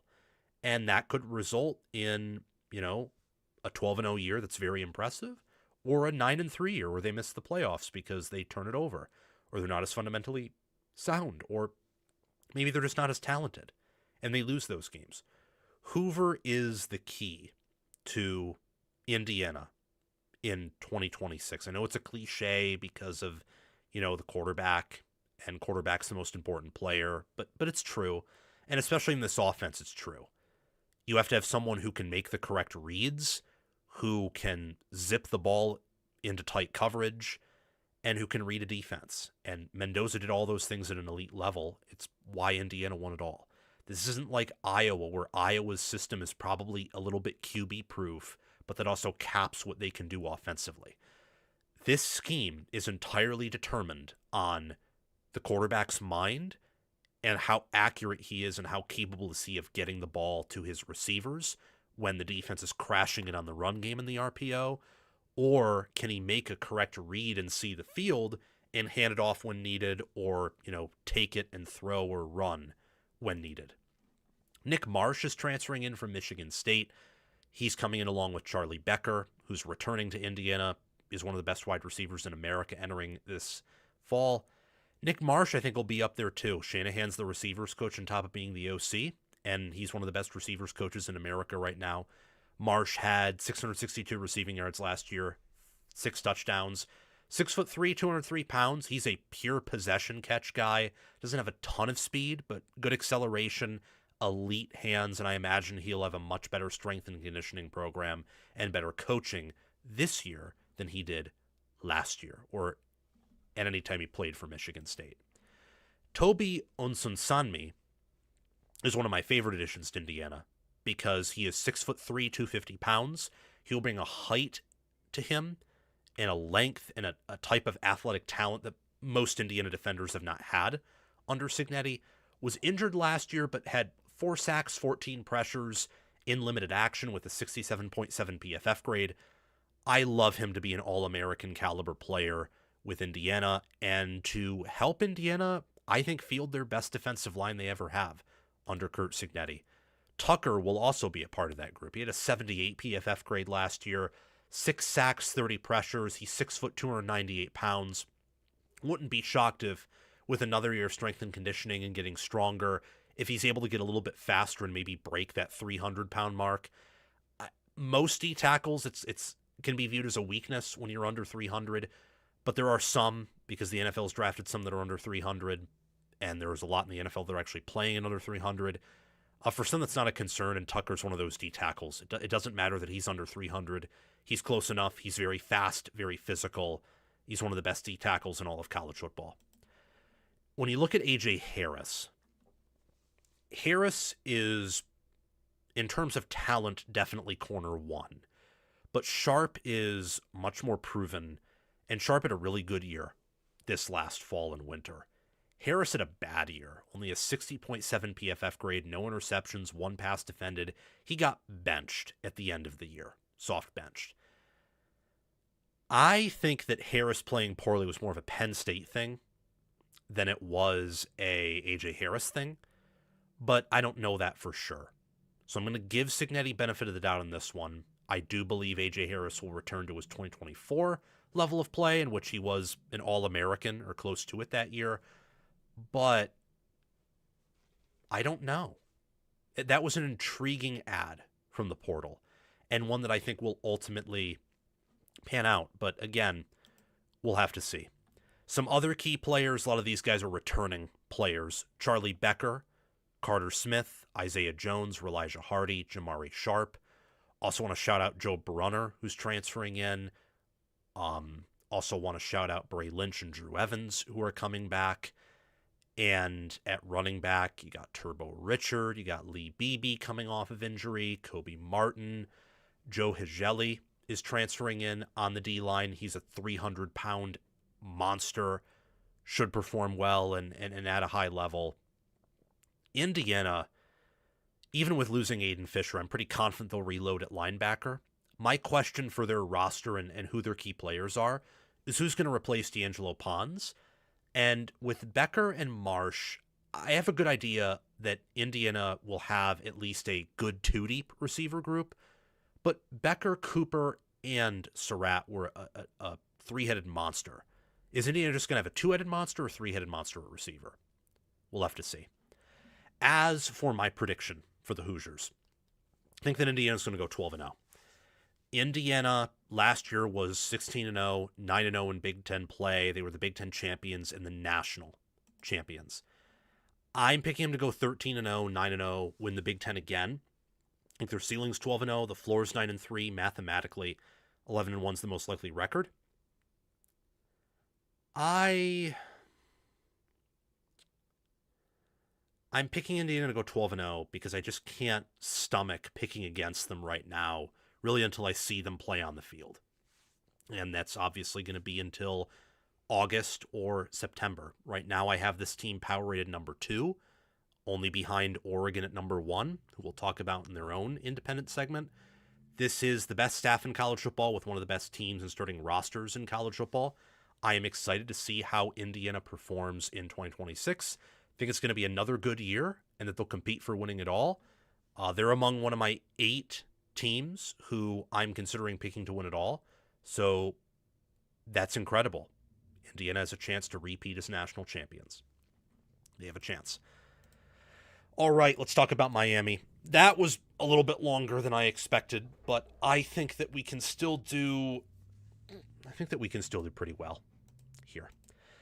All right, as for Miami, the Miami Hurricanes had an impressive 2025 run that featured wins over Notre Dame, Texas A&M, Ohio State, Ole Miss, and a very impressive game against Indiana, though they lost that contest. Miami did have some, well, confusing losses, to say the least, to Louisville and to SMU. But they won 13 games, lost 3, were third in the ACC, and they nearly won the national title. They could have beaten Indiana that day. And the only other team that really can say outside of them that they could have beaten Indiana realistically were maybe Iowa and then definitely Penn State and Ohio State. Oregon was never in it with Indiana. Neither was Alabama. Neither was Illinois. And no other team on the schedule outside of the ones I just mentioned, including Miami. Miami, much like Indiana, is in a position where they are an emerging power. And a lot of people don't realize them as an emerging power. But I do. I recognize that their recruiting and development and coaching are sustainable. And that while they may not win it all this year, they may not even go back to the national title game this year, that doesn't mean they are not a great program. This is the best program in the ACC. It's one of the best programs in all of college football. They have excellent resources, excellent development. They have an excellent philosophy. And they also have a very, I want to say, underrated head coach, but we'll get there. A lot of people still view Cristobal the way that I used to view Cristobal, and that many pundits and, people and casual fans especially view Cristobal. But we'll get to that later. He's very underrated. Miami's schedule matches up perfectly with how much they lose, where Ruben Bain, Akeem Mesidor, David Blay, they leave. On the offensive line, Francis Mauigoa and Markel Bell leave. Same with James Brockermeyer. So much of their O-line and D-line depart. Quarterback Carson Beck leaves. They do bring in Darian Mensah, who we'll talk about a bit later. But those are some serious losses, and those are not to be taken lightly. Losing that much on the line of scrimmage, your starting veteran quarterback, and while Heatherman is entering year 2, and Dawson's entering year 4, there can be hiccups. And this schedule, I think, will minimize those opportunities. They open up at Stanford Friday, September 4th in week 1. Miami does. They then host Florida A&M September 10th on a Thursday. They play at Wake Forest Friday, September 18th. A lot of weekday games. They host Central Michigan Saturday, September 26th. And they play at Clemson October 3rd before earning their first and only bye of the season. They play Florida State October 17th at home, and Pitt October 24th at home. They play at North Carolina October 31st, and then they have another road game in a row at Notre Dame November 7th. That is going to be the possibly game of the week. It could even be the game of the year. That's going to be the only game where we really have a true idea of who Notre Dame and Miami are, assuming that both are top 10 and of equal standing. It kind of sounds crazy. We'll have maybe a few other games to help determine that, but really, Notre Dame is Miami's only top 10 opponent from a preseason angle, and Miami is Notre Dame's only top 10 opponent from a preseason angle. So there's going to be a lot that we don't know about these teams. If they get to the playoffs, there might be things about these teams if one of them happens to miss the playoffs that we never know because of how easy the schedule is. After Notre Dame, they play Duke at home November 14th, Virginia Tech at home Friday, November 20th, and Boston College at home November 28th. It is one of the easiest and softest schedules I have seen. And look, I don't fault Miami for this. I don't fault anyone but the College Football Playoff Committee and the powers at large in college football. I don't fault them for this. I don't fault Miami for this. I fault those organizations, those people for that. That is who I fault. As for, we talked about the schedule here. As for looking at the trend of a program, because that's important. Miami has always recruited well, pretty much. They've always recruited at a high level. Cristobal's taking it to a new level, like really from top 15, top 20 to top 10, but Richt had some good classes. The difference between Cristobal and his predecessors is that he knows how to develop and nurture good talent, and he knows how to build a good culture. He played under the Miami of then, and he's used that to inspire the Miami of now, where there are some differences, there are some similarities. A similarity is the freakishness of the roster compared to other rosters in college football. The Ohio State game and Indiana game are a perfect example of that, where I think Miami was actually the inferior team in both matchups. Ohio State and Indiana were both properly favored by a touchdown, or even a little bit more over them.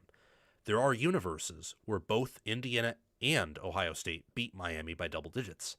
But Miami also had matchup edges against them. Miami was better in the trenches against both teams, and especially Ohio State. They could run for 4 or 5 yards per pop and get push on Ohio State. They cracked Julian Sayin and Fernando Mendoza. They like cracked their head open, not literally, but it felt like that with some of the hits they gave them and the sacks they got. Miami is a... Hold on, guys. Hold on. I have to do something. Hated to interrupt this segment, but someone's calling me. So let me call them right back. We'll be right back.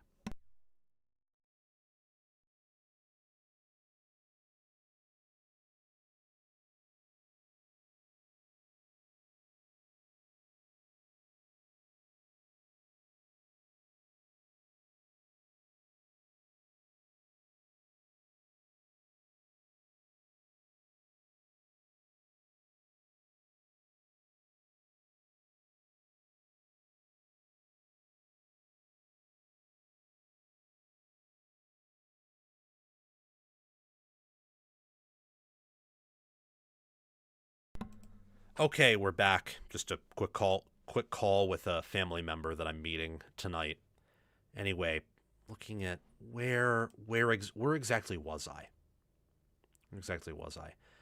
I think I was talking about I was talking about development. I was talking about the freakish athleticism. That's what I was talking about. Miami was able to use their elite lines of scrimmage play and their quickness off the edge and twitch and speed and just these physical gifts that their players had that most other players on different rosters did not have to help them advance in the playoffs. And that is a Cristobal thing. Look back at his time at Oregon. Their offensive lines and defensive lines, Kayvon Thibodeau and Sewell with the New York Giants, I believe, and Detroit Lions, respectively. Those are freakish athletes. And this year, that is who Francis Mauigoa and Akeem Mesidor and Ruben Bain Jr. were. That is a stamp of Mario Cristobal's program. And Miami, for the first time under Cristobal, and for the first time since Larry Coker, really, finally had that on their roster. And you will continue to see them have it moving forward with players like Marquise Lightfoot, or in a few years, new offensive tackle Jackson Cantwell, who will be a true freshman this coming fall. They have a elite roster, an amazing process. Their development is top tier. This is a top 10 program in college football with the potential for more. Last year, looking at my 2025 power meter, my power meter is an accumulation of as many net statistics and power ratings for an overall rating of the strength of a team from the computers. That is a description of it. That is the description I will continue to use. Miami, when you look at EPA per play margin and success rate margin, was just a top 10 or top 15 in those areas. In points per play margin, they were 10th. Yards per point, they were 7th. That was all style of play. This team loved to take it slow. They were okay with not scoring on every drive. They were comfortable in close games. They were very clutch in close contests. In most power ratings, they were anywhere from top 10 to fringe top 5, pretty much. And I think that's accurate. I just think that Miami, as a team, matched up well with a lot of top-end teams because despite not being the best team themselves, they had the best line of scrimmage in football, and if not that, very close to it. And that can help you perform or outperform your power rating when you're at a power rating disadvantage against a team that maybe overall is better or more balanced, but they just do not have the line of scrimmage you do. And line of scrimmage outside of quarterback is the most important position in football. Miami was good at both of those things. Beck was a good quarterback. Their line of scrimmage was elite this past year. They were so close to being an elite team. If they just had an offense more like the 2024 unit paired with that defense, they probably would have been an elite team and maybe would have won it all last year. Cristobal is a great head coach. I would grade him an A. I think he's a top 10 coach, not quite top 5, but top 10 for sure. I would tab Shannon Dawson as a top 15 play caller, and Corey Heatherman, I can't believe I'm saying this after 1 year at Miami, I think he's a top 5 DC. I think that Heatherman with, the 4-2-5 that they run is pretty fantastic. I mean, what they were able to do when utilizing that defensive line and getting that secondary to play well by, changing the coverages and helping them be more disciplined and establishing depth there. That's what Heatherman did at Minnesota. Coy Parrish played way better under Heatherman than he did under Danny Collins. Heatherman had a top 10 defense or top 15 at the worst at Minnesota, and now he had a top 10, top 5 one at Miami this past year. And while they lose a lot up front, they return a lot in the back end, and they've recruited well up front. So I would not be shocked if, once again, this is a top 5 defense that Heatherman is commanding this fall. Dawson has the privilege of getting Darian Mensah in the portal to be his new quarterback.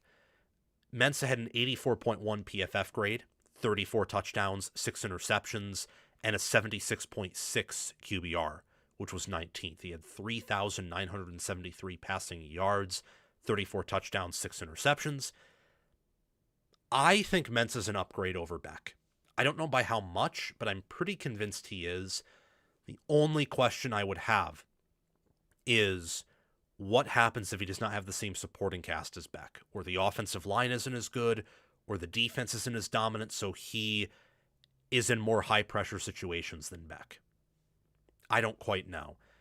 I'm fairly convinced he's an upgrade over Beck, though. It's part of the reason why I'm very high on Miami this year and probably higher on them than others are. I think Mensah is one of the top quarterbacks of the sport, and in Dawson's system with an upgraded supporting cast and a defense to back him up, which he didn't really have at Duke, I believe that they are going to be one of the best teams in college football this year. It also helps when you have Cooper Barcade transferring in from Duke, and then you got Malachi Toney, who had 1,211 receiving yards and 10 touchdowns return. He had an 87.6 PFF grade, and right now he's one of the best wide receivers in college football. 5'9", 188, freak athlete, true freshman breakout player.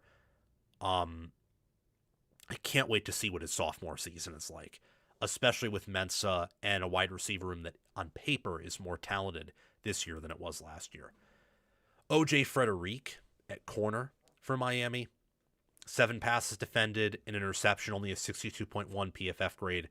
He looked good when healthy. He had some injuries that he had to deal with this past fall, but 6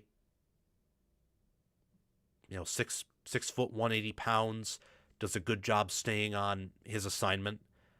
He's one of their better corners. He didn't start for the entire year. I know his PFF grade is low, but while I like PFF, it's imperfect as any rating is, and I think that they're probably missing something here. I think Frederick, he was a sophomore last year, will be a junior this year. He was great in 2024, great last year. If he's healthy, he should be elite this coming season, so I wanted to highlight him. As for some other key players, Mark Fletcher at running back, 86.7 PFF grade, over 1,000 rushing yards last year. He's finally healthy. He should be phenomenal this coming year. Cooper Barcade, Ahmad Moten Sr. at D-tackle. Cooper Barcade is a wide receiver, by the way. Marquise Lightfoot at D-end. Bryce Fitzgerald at safety. Nickel, I think, technically. What Miami has this coming year that I don't know if they had last year was an excellent secondary. And I say that because last year their secondary was good, but their D-line was also masking some things. They had a lot of open guys, or in some of their better games, they were, basically playing PI and got away with it some. With all that returning production and Heatherman entering year 2, and them still having more than enough talent on the D-line to maybe not be as dominant as they were last year, but still very good, I think the secondary can become the bell cow of this defense and be one of the better and deeper secondaries in college football. So pay attention to that unit. As for Miami overall, I'm going with 11-1, 8-1. It's just a crystal ball thing, and this is the case at Oregon. It was the case at Miami last year. It's been the case at Miami. There is always one game against a decent team where they kind of fall asleep at the wheel. It also has to do with style of play, too. When you play slow, you give a lesser talented team more of a chance to beat you because you're limiting the amount of snaps that they have to take, and fewer snaps taken between two teams where there's a huge talent gap benefits the team with the shorter end of the stick, because that is fewer snaps they have to take where they have to run faster and hit harder than they're used to. Well, that better team is used to that because they are more talented, bigger, stronger, play each other in practice. I am picking Clemson to be that team. I think it'll be Clemson. I know I'm picking to beat Notre Dame and lose to Clemson. I get it. It's weird. But I do think Miami's going to start off a little bit slow and get better as the year goes on. And Cristobal also punches up for a lot of the big games. You saw this last year against Notre Dame, A&M, Ohio State, Ole Miss, and then they objectively performed much worse against Louisville, much worse against SMU. Whether it's Notre Dame or whether it's a random team, I chose a random team because I think Miami, once they get their stuff in order, is going to match up pretty well with Notre Dame, especially since Notre Dame is going to have to become more of a passing team.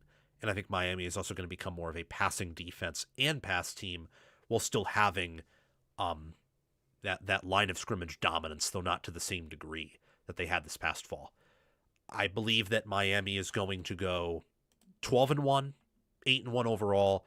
They'll win the ACC. I think at best they could go undefeated. Their floor, even with a very easy schedule, though, is 9-3, maybe even 8-4. They are losing a lot. They're not used to losing quite this much on both sides of the football, especially on the lines of scrimmage. I think their most likely record is 11-1 or 10-2.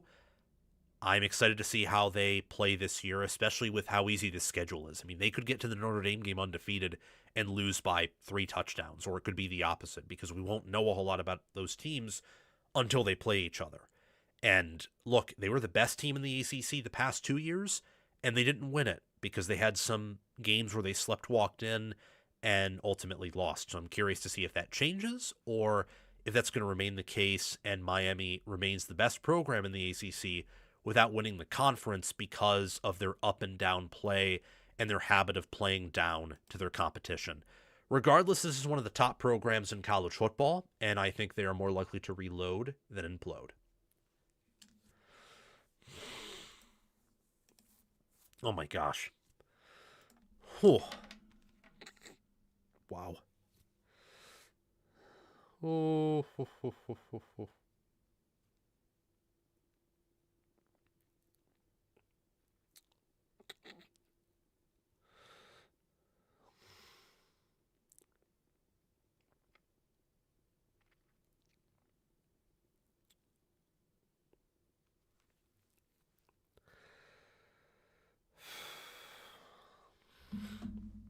All right. Just had to reply to a text there. But we got Oregon and Ohio State left, and then we will be on out of here. These clips, everything that I clipped today will be up Thursday and Friday. I still have some transfer portal stuff that I got to get out today, and I also got to prepare for my trip and different things. So, yeah, these segments will be out tomorrow. Is it a national title or bust season for the Oregon Ducks? Let me know down in the comments section below. I hate that term, especially since I don't believe that in the modern era of college football that it is possible to always be at the top.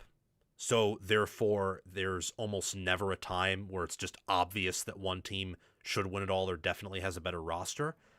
But at the same time, that might be exactly what the NFL has, where now college football is undergoing the NFLification of the sport. That might be what's happening, where yeah, it's not fair, but that's just the new reality, because every year you're not gonna have a top 5 roster, even if you're a top 5 program, because the talent continues to spread out. Oregon won 13 games, lost 2 games, both to Indiana twice. They were third place in the Big Ten, beat Texas Tech in the Orange Bowl. It was overall a very successful season. I believe Oregon performed at a higher level than they were expected to in 2025. But that doesn't change the fact that the season ended on a very poor note, losing 56-22 to Indiana after already losing to them at home earlier in the year. And on top of returning their entire D-line, returning their center Iapani Lolu, quarterback Dante Moore, their entire starting running back group, their top 2 backs, most of their receiver room, and much of their secondary, it feels like if there is a team that is going to put itself in the national title or bust category, that would be in Oregon. And if not in Oregon, Texas. Those 2 teams are roster-wise, in terms of amount of alien players, amount of NFL players, are ahead of the rest of the pack, in my opinion. And I can understand why a fan of Oregon or a fan of Texas or some of these other top teams would say, hey, we're not going to have this every year. We got to win this now. We got to capture this now. And for Oregon, it's been really 3 years in a row of very frustrating losses.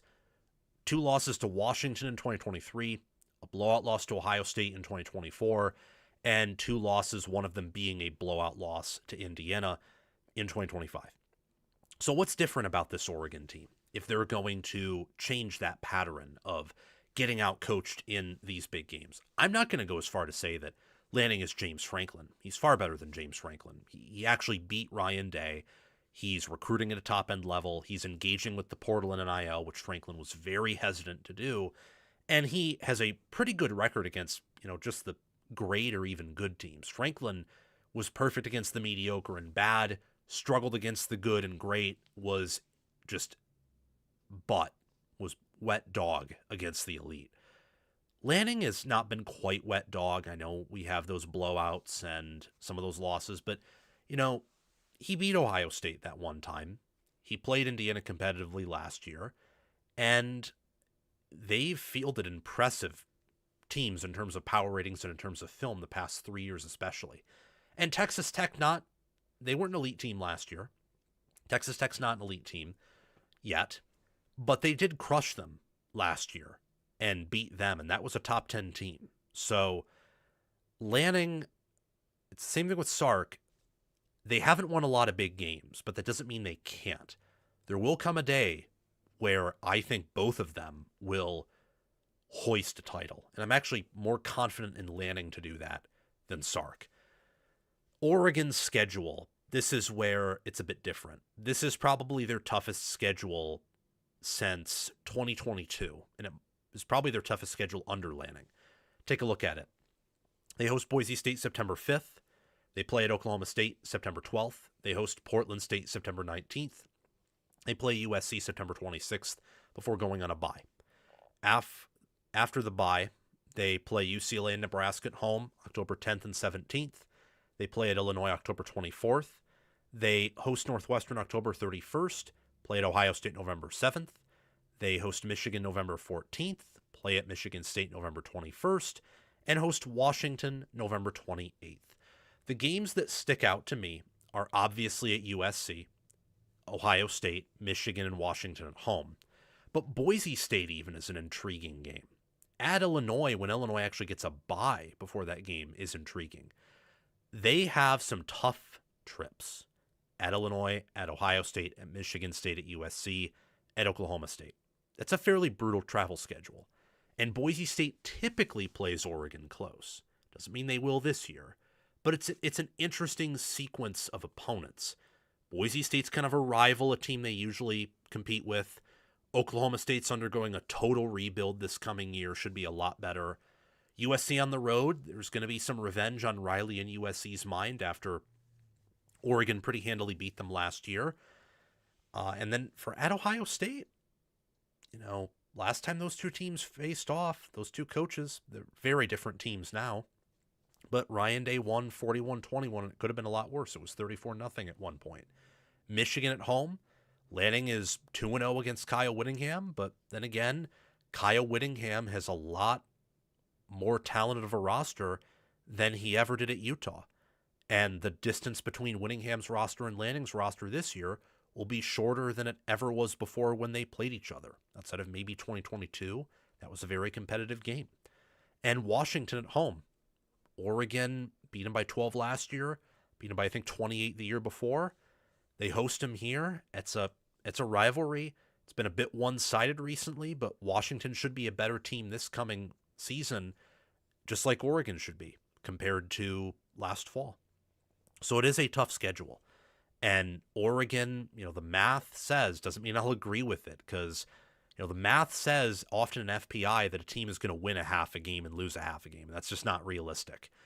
But, you round, and math says Oregon probably loses one of these games. Their win total isn't going to be 11.5. It's going to be 10.5. And maybe there's even a world where the Big Ten win totals are all capped at 9.5.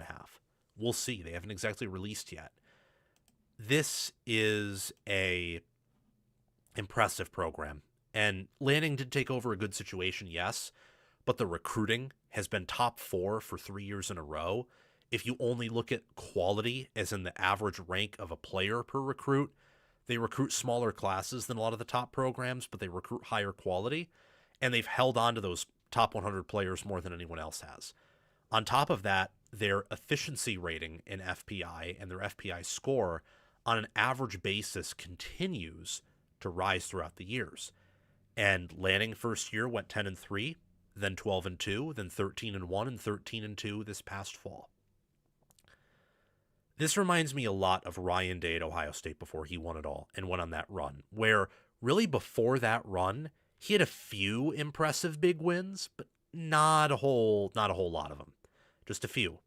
And I was defending him then and saying, hey, he has big wins. Sure, they're not in an abundance, but he has them. He's not James Franklin, for example. He is a top 5 coach. And I feel that way with Lanning right now, where they have some big wins. They do. They also have some ones that are kind of like bad performances, bad losses in big games, or they have yet to break through at the national level in terms of winning it all. But they reached the semifinals last year. They reached the quarterfinals the year before. If the 2023 season had a 12-team playoff, Oregon probably would have reached the semifinals or quarterfinals there. That team was damn good. So from a 5-year angle, this is an excellent team and program. I would say, as of right now, and maybe this is a bit excessive, I would say the best 3 programs right now would reside in the Big Ten, if you look at it from a 2-year window, which I think it's hard to look at things for more than 2 years in a row, or for more than 2 years in advance, is what I meant to say. So it's hard to forecast 2 years in a row, and it's hard to assess things for longer than 2 years due to how quickly things can change in college football. If you look at 2 years, in a 2-year window, your top 3 programs are Indiana, Ohio State, and Oregon nationally. And then you probably put Georgia at 4. Those are your top programs. Oregon's right there, guys. They're right there. And that's all I think Oregon fans are asking for. Josh Pate said it perfectly in his Oregon Mood Tracker segment. Just do it. Or just do it now so you don't, steal the whole Nike slogan, as he said. In terms of how good this team was last year, in terms of yards per point margin, they were 27th. And that's just because their offense at times was really ineffective. It was an offense that had a lot of big plays, that could gain a lot of yards, but in the big games you saw it often had to settle for field goals, or they had some missed 4th down attempts or turnovers, etc. It was a little bit of a paper tiger offense, honestly. And the defense, too, was very bend but don't break. They did not get a lot of TFLs, didn't get a lot of sacks. It was more of a fundamentally sound, keep everything in front of you type defense. But the points per play, FPI, S&P Plus, FEI, PFF efficiency, and game control were all very high as second and no worse than fifth or sixth. In success rate and EPA per play margin, they were top 20 in those categories. I mean, this team was Ohio State and Indiana, relative to last year, were the elite teams. Oregon was probably that third team last year. Overall, in terms of historical terms, there probably wasn't an elite team last year, but we can also use that in a relative sense, like elite meaning, the top tier of teams on a given year. Indiana, Ohio State, and Oregon were probably those teams last year. And when you return as much as they do, the entire defensive line, your center, the top two running backs, Dante Moore at quarterback, the entire receiver room pretty much outside of Malik Benson, Jamari Johnson at tight end, you return Jerry Mixon at linebacker, you return Aaron Flowers, Peyton Woodyard, bring in Koi Parrish, and you return Brandon Finney and Ifeoma Badegwu. You should be that elite team next year.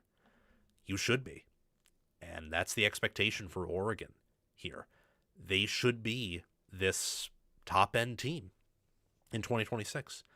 And I think they will be. I can confidently say that, my power rating, which the definition of it is an accumulation of as many net statistics and power ratings for an overall rating of the strength of a team from the computers, Oregon will be higher in almost all of these categories next year with how much they bring back, how much of it was quality, how good they looked. And they were, I think a little bit lacking at the DC position from a adjustments and game management standpoint. Merringer, I don't know how he'll do in comparison to Will Stein, but I do give Lanning some benefit of the doubt there.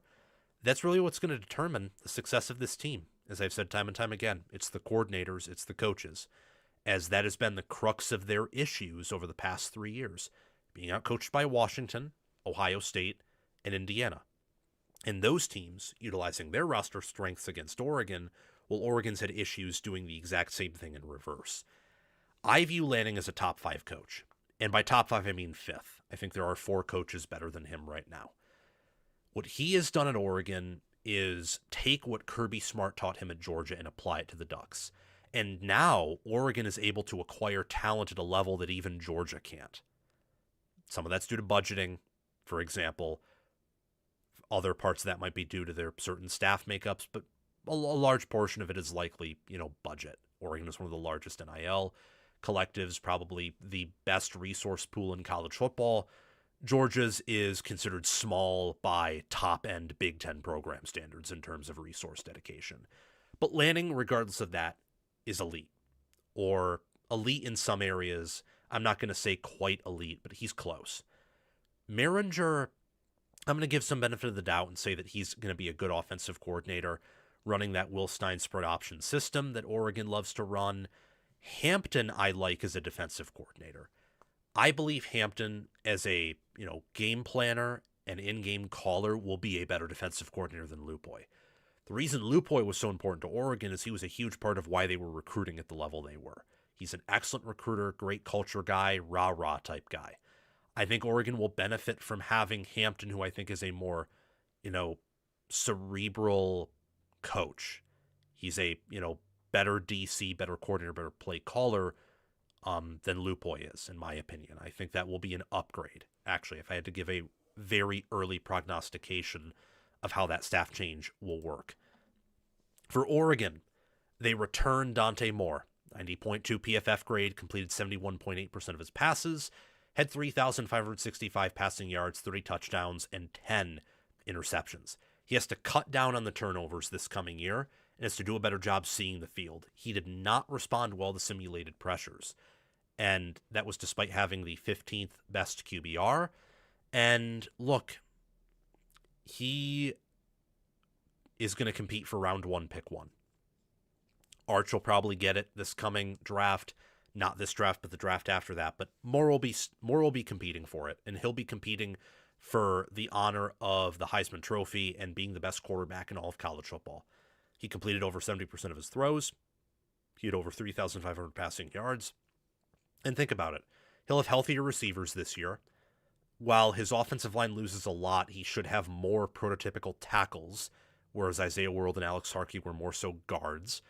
And he'll have better running backs and a better defense. So his supporting cast should improve. I love Dante Moore. And I don't think that he is going to hold Oregon back this year like at times he did last year. I completely believe he's going to take that next step forward in his game. For the rest of these Oregon players, I want to look on the defensive side of the football. We have Tatum Tuioti. We have Bear Alexander, Amari Washington, and Mateo Uyunglele. That is the best defensive line in college football, and I don't know if it's close. Tuioti is their run defensive end, 83.8 PFF grade.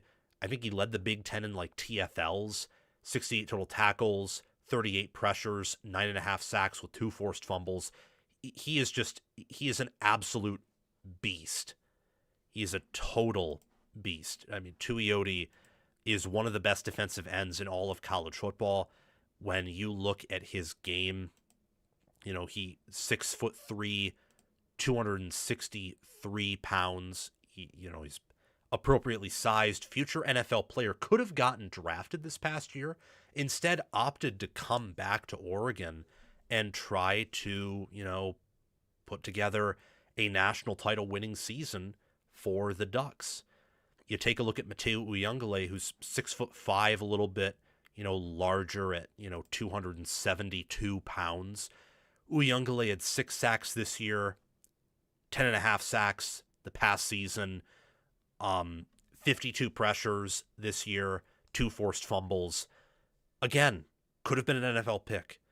Could be a first-round pick if he has a really good season in his senior year in 2026. I love this DN room, and that's not even taking into account Nasir Wyatt, who will be an elite DN this year. They're going to have 3 NFL defensive ends, Oregon will, this year. And I just don't know who's going to be blocking them. I don't know who's going to be stopping this defensive line. And it's not even talking about Amari Washington up the middle. Washington with an 80 PFF grade, 22 pressures, 4.5 tackles for loss, and 1.5 sacks. 6'3", 330 pounds from Detroit, Michigan. He was a projected first-round pick. And he decided to come back to Oregon. It just speaks to Dan Lanning's culture. It speaks to the resources they have. They are truly doing what Ohio State did in 2024. It's similar with Texas, though I think Texas is more portal reliant than that Ohio State team was.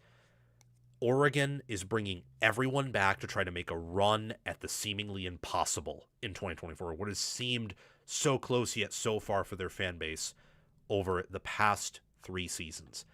I also want to take a look at Brandon Finney Jr., who might be one of the better corners against the run. Very physical, 6'2", 203, total NFL build, and he was a true freshman. I would expect him to take a leap. Again, he had some issues covering the deep ball and facing off against receivers straight up when they were just, when it was just a track race. Had some issues with that against the better deep threats in football. I think that issue will be a bit corrected after having a lot of experiences in those type of games and against those type of players. He still had 2 forced fumbles, 3 interceptions, and 7 passes defended. I mean, part of the reason I love Oregon, why I have them power rated number 1 in the preseason, and probably will, doesn't mean I'll pick them to win it all, but I'm pretty set on the idea that I will have Oregon power rated 1, is because they have players like this everywhere. Their entire D-line and some backups are aliens. Finney is an alien. Coy Parrish with proper coaching will be 2. Flowers could be. Much of their O-line can be, much of their receivers can be. We know Dante Moore is. Decorian Moore, Jamari Johnson are. Iapani Lololu is a fantastic center.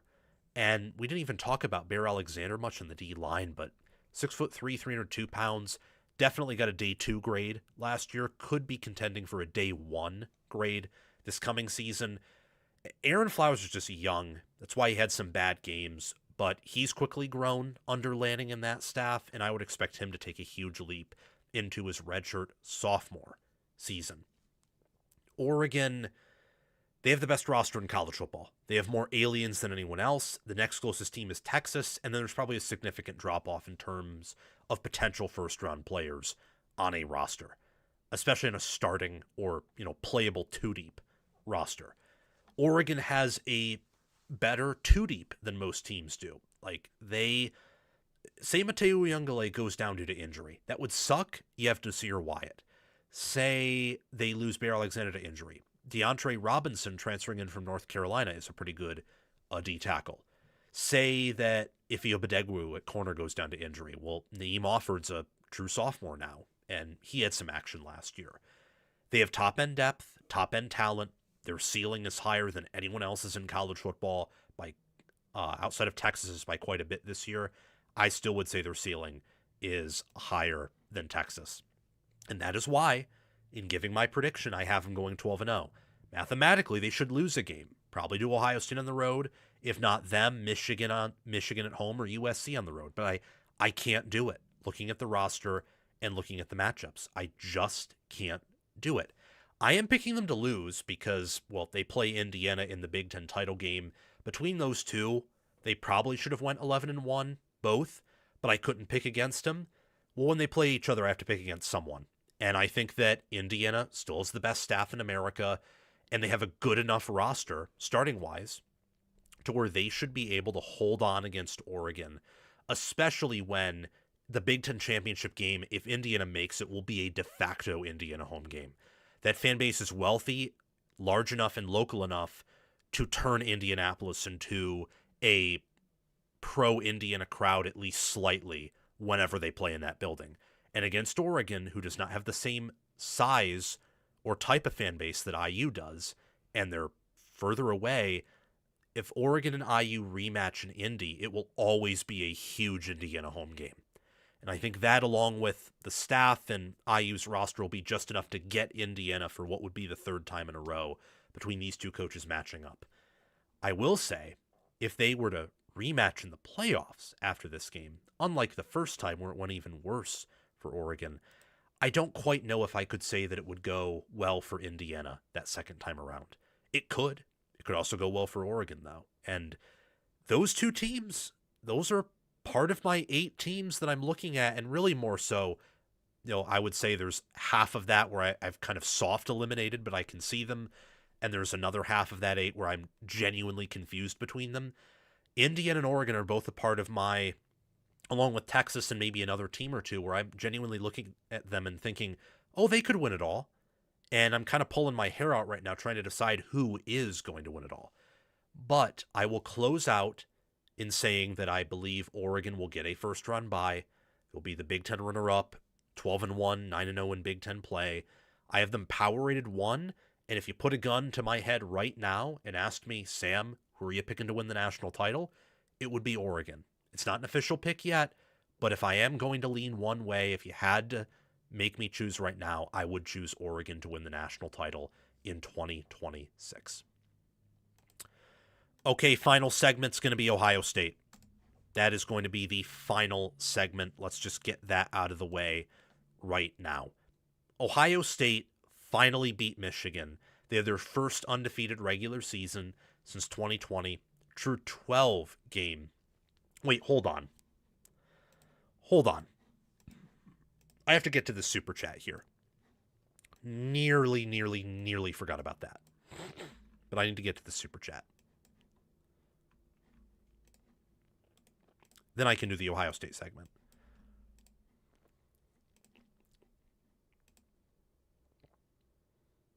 What? No.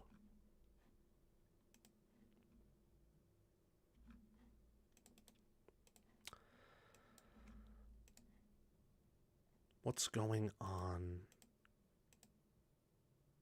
What is going on? It's not popping up. I don't know why it's not popping up, but it's not. And that's unfortunate. It very much is unfortunate, but let me see if maybe I can change that here.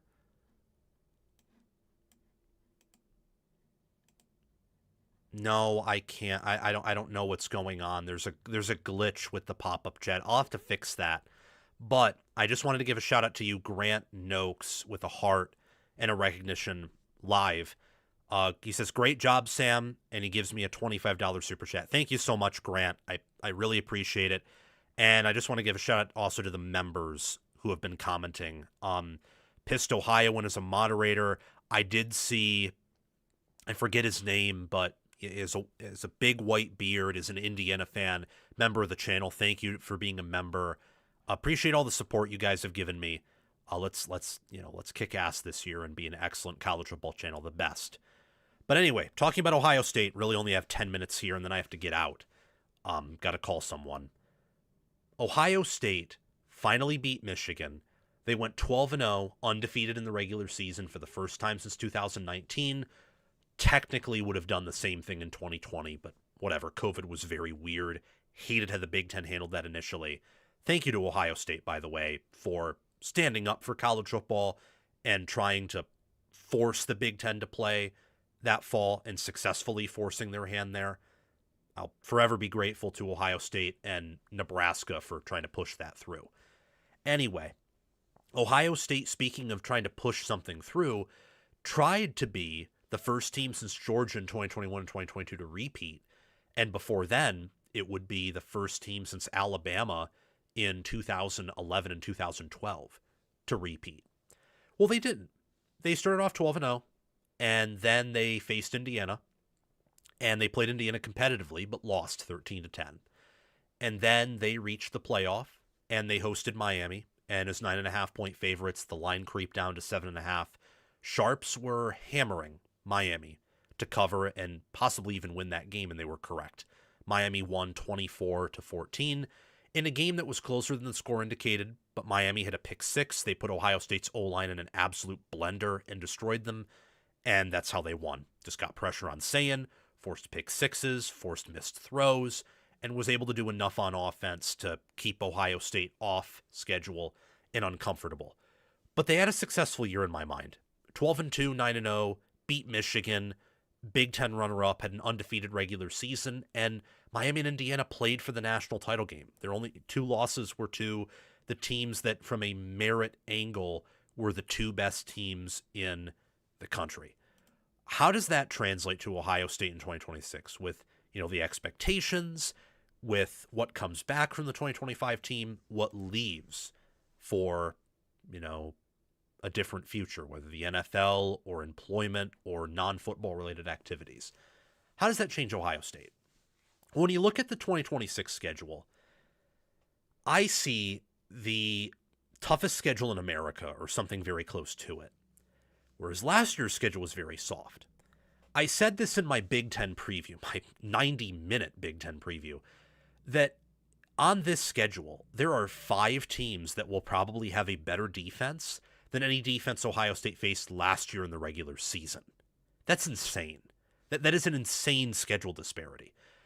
And looking at it again, Texas, Indiana, USC, Oregon, Michigan.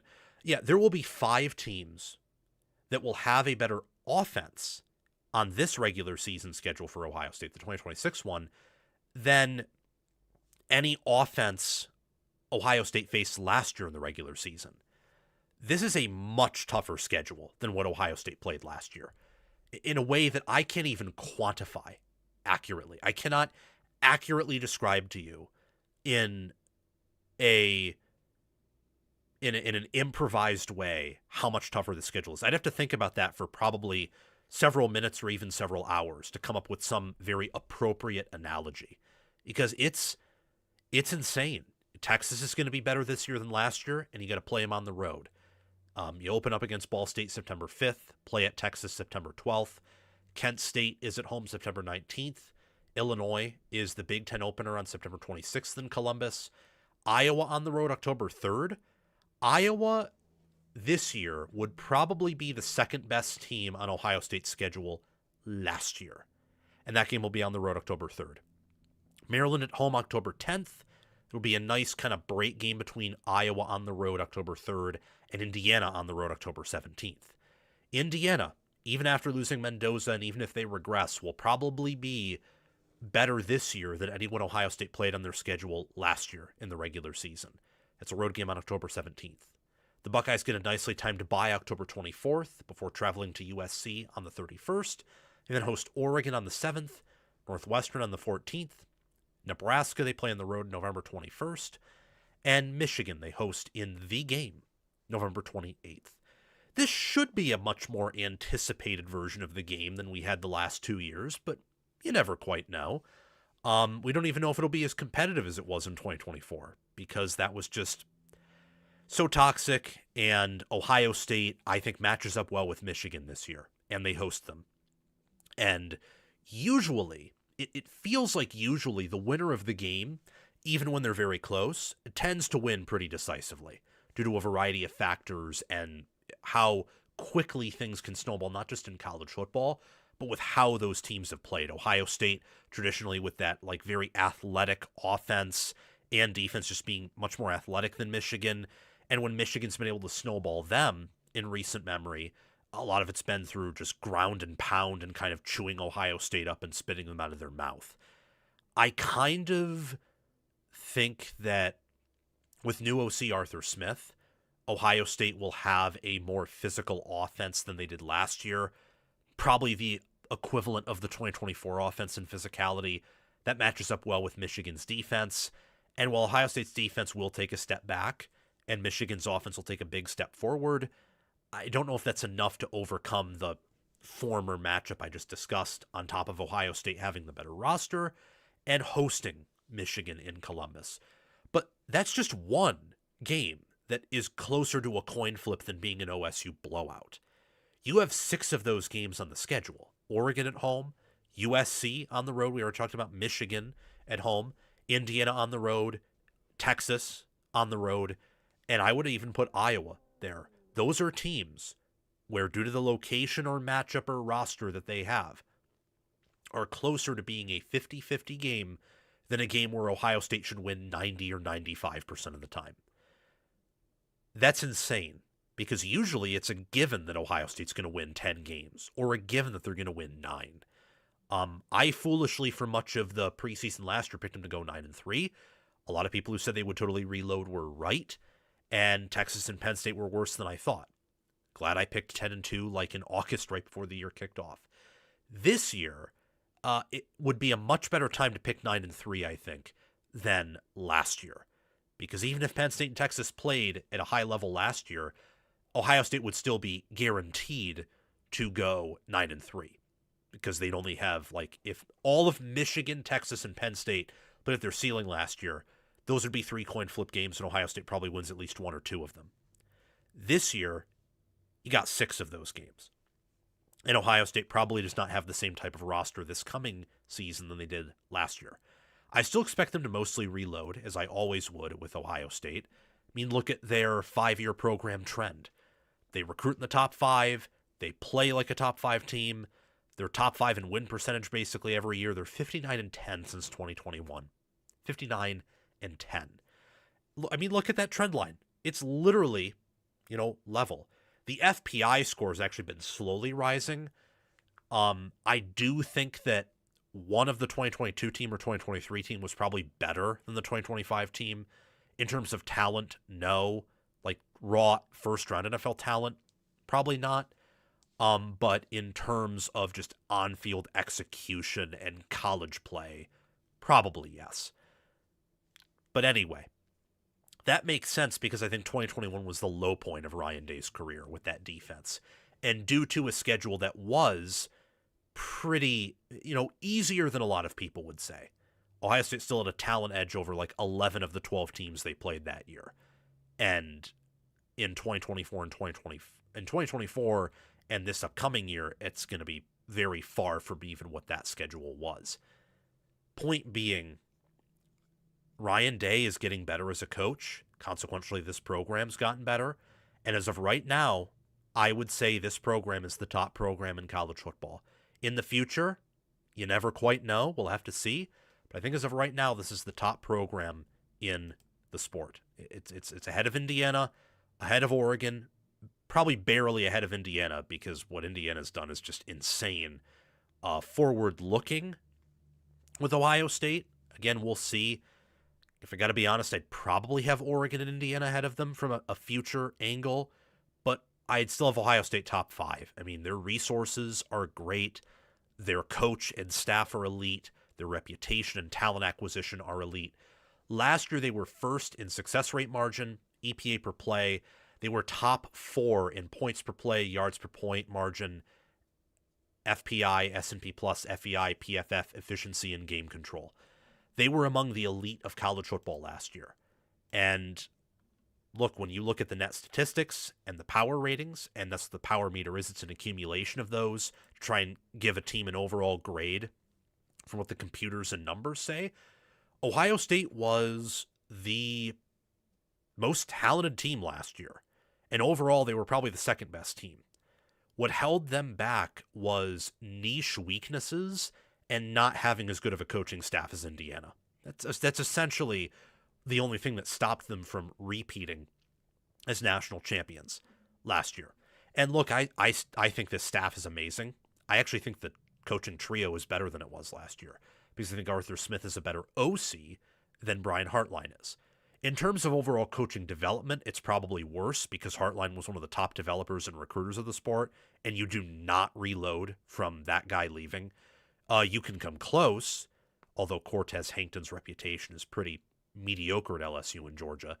But it would be the equivalent of Indiana losing Bryant Haynes, or it would be the equivalent of Georgia losing Todd Monken. That's what Hartline leaving Ohio State is like, where that is a GOAT caliber coach at his position, and you just don't really reload from that. I still expect Ohio State's receivers to be good. They recruit well there. That's the bell cow of Day's offense. If Hankton doesn't work out, he'll find someone else. If Hankton does work out, then fantastic. And I think Patricia's a top 5 DC. I think Day is the 3rd best head coach in football. And I do believe that Smith is going to be a top 15 offensive coordinator, and with Ryan Day's system could even outperform that. Looking at some key players Ohio State has, Julian Sand, a 92.9 PFF grade, completed 77% of his passes, had 3,610 passing yards, 32 touchdowns, 8 interceptions, with an 88.4 QBR. I said it in my Big Ten preview. I think Sane will be a better QB this year. His stats probably overinflate who he was. This coming year, I think that the stats and the QB will be they'll be appropriately layered. If anything, this coming year's stats might underrate him. He set the record in the regular season for completion percentage, and at one point he was the Heisman favorite. He was a top 10 quarterback at the worst, top 5 at the best, independent of his supporting cast, which is insane because he had the best wide receiver group in college football, a pretty good tight end group, and Bo Jackson was a great running back at the end of the year. His fault, really his only fault, I think, was just inexperience. He doesn't have the most talented traits, but they're like, instead of being Arch Manning level or Dante Moore level, they're like just like a little bit below Dante Moore and maybe 2 tiny tiers below Arch Manning. Like, talent isn't a problem, even though he's not the most talented quarterback of all time or the most talented in his class. He just didn't always see the field well, especially when he was under pressure or things didn't go perfectly. That's an experience thing. When protected, he's the most accurate quarterback in college football. And that bodes well for him because his offensive line returns, most of it, and Jeremiah Smith returns. So I would expect Sayin to be competing for the Heisman this season. I would also expect Jeremiah Smith to be.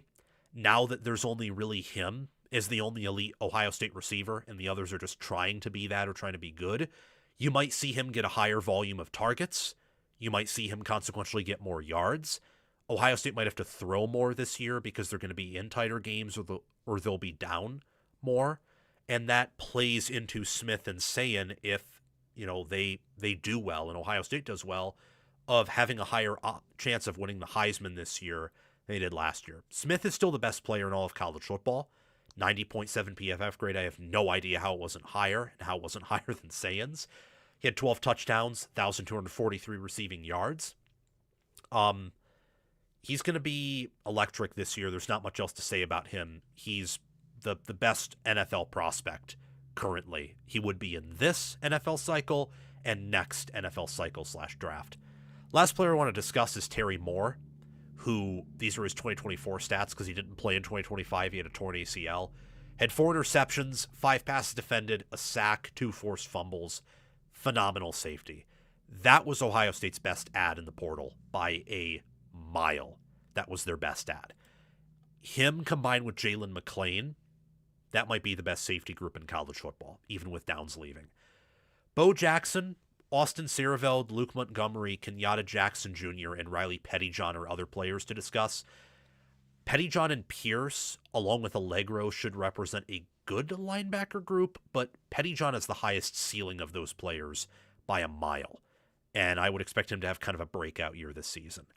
Bo Jackson already kind of had his breakout year. I'm curious to see if the O-line with 4 returning starters back improves enough for Jackson to actually have a good enough supporting cast of a fantastic year. His stats accurately describe who he was, despite the easy schedule and his numbers often being puffed up by bad competition. When you watch him in games where he didn't put up that many yards, Jackson was still really good and was an elite, if not close to elite running back. His O-line just never helped him in run blocking. And you can see that in the O-line grades, where against Indiana and Miami, there wasn't really any run blocking happening outside of maybe like a handful of plays. It's a O-line that the talent is there, but it's not talented by Ohio State standards. Ohio State's used to having like several aliens in the O-line, and I don't know if they quite have any here. They have some guys who might have that potential, but they don't have any who are proven there right now. And under Meyer and for the earlier part of the Day era, they always had at least one. So that's a question entering this coming year. Does the O-line, is it maybe more of a Michigan O-line under Harbaugh, where it's a great unit collegiately but doesn't have a dominant NFL player? Because that could work. That might actually be better. A more balanced unit that allows Ohio State to play ball control. Or can they find a freak? And Seerveld was, he played like that for much of the year. And people said he was going to be that in the preseason from Ohio State circles. And he played like it for much of the year. And then against Miami got completely torn to shreds. Like as much as Carter Smith did, if not worse, because he got benched. And he didn't have a great game against Indiana either. As for the entire team as a whole, I think Ohio State is in for a year where they're going to lose several games. But because of the strength of schedule, they're still going to be a top 5 team. And they're going to go to the college football playoff, and they'll either go on a run or they'll at least win one game. So I have them at 9-3, and maybe that's too low, but I don't think 9-3 this year means anything else outside of the fact that they're not a top 2 team. And maybe they are a top 2 team. They certainly have that ceiling. But with how tough of a schedule this is, they can go 9-3 and still win it all. They could go 9-3 and then be like 13-3 national champions type deal.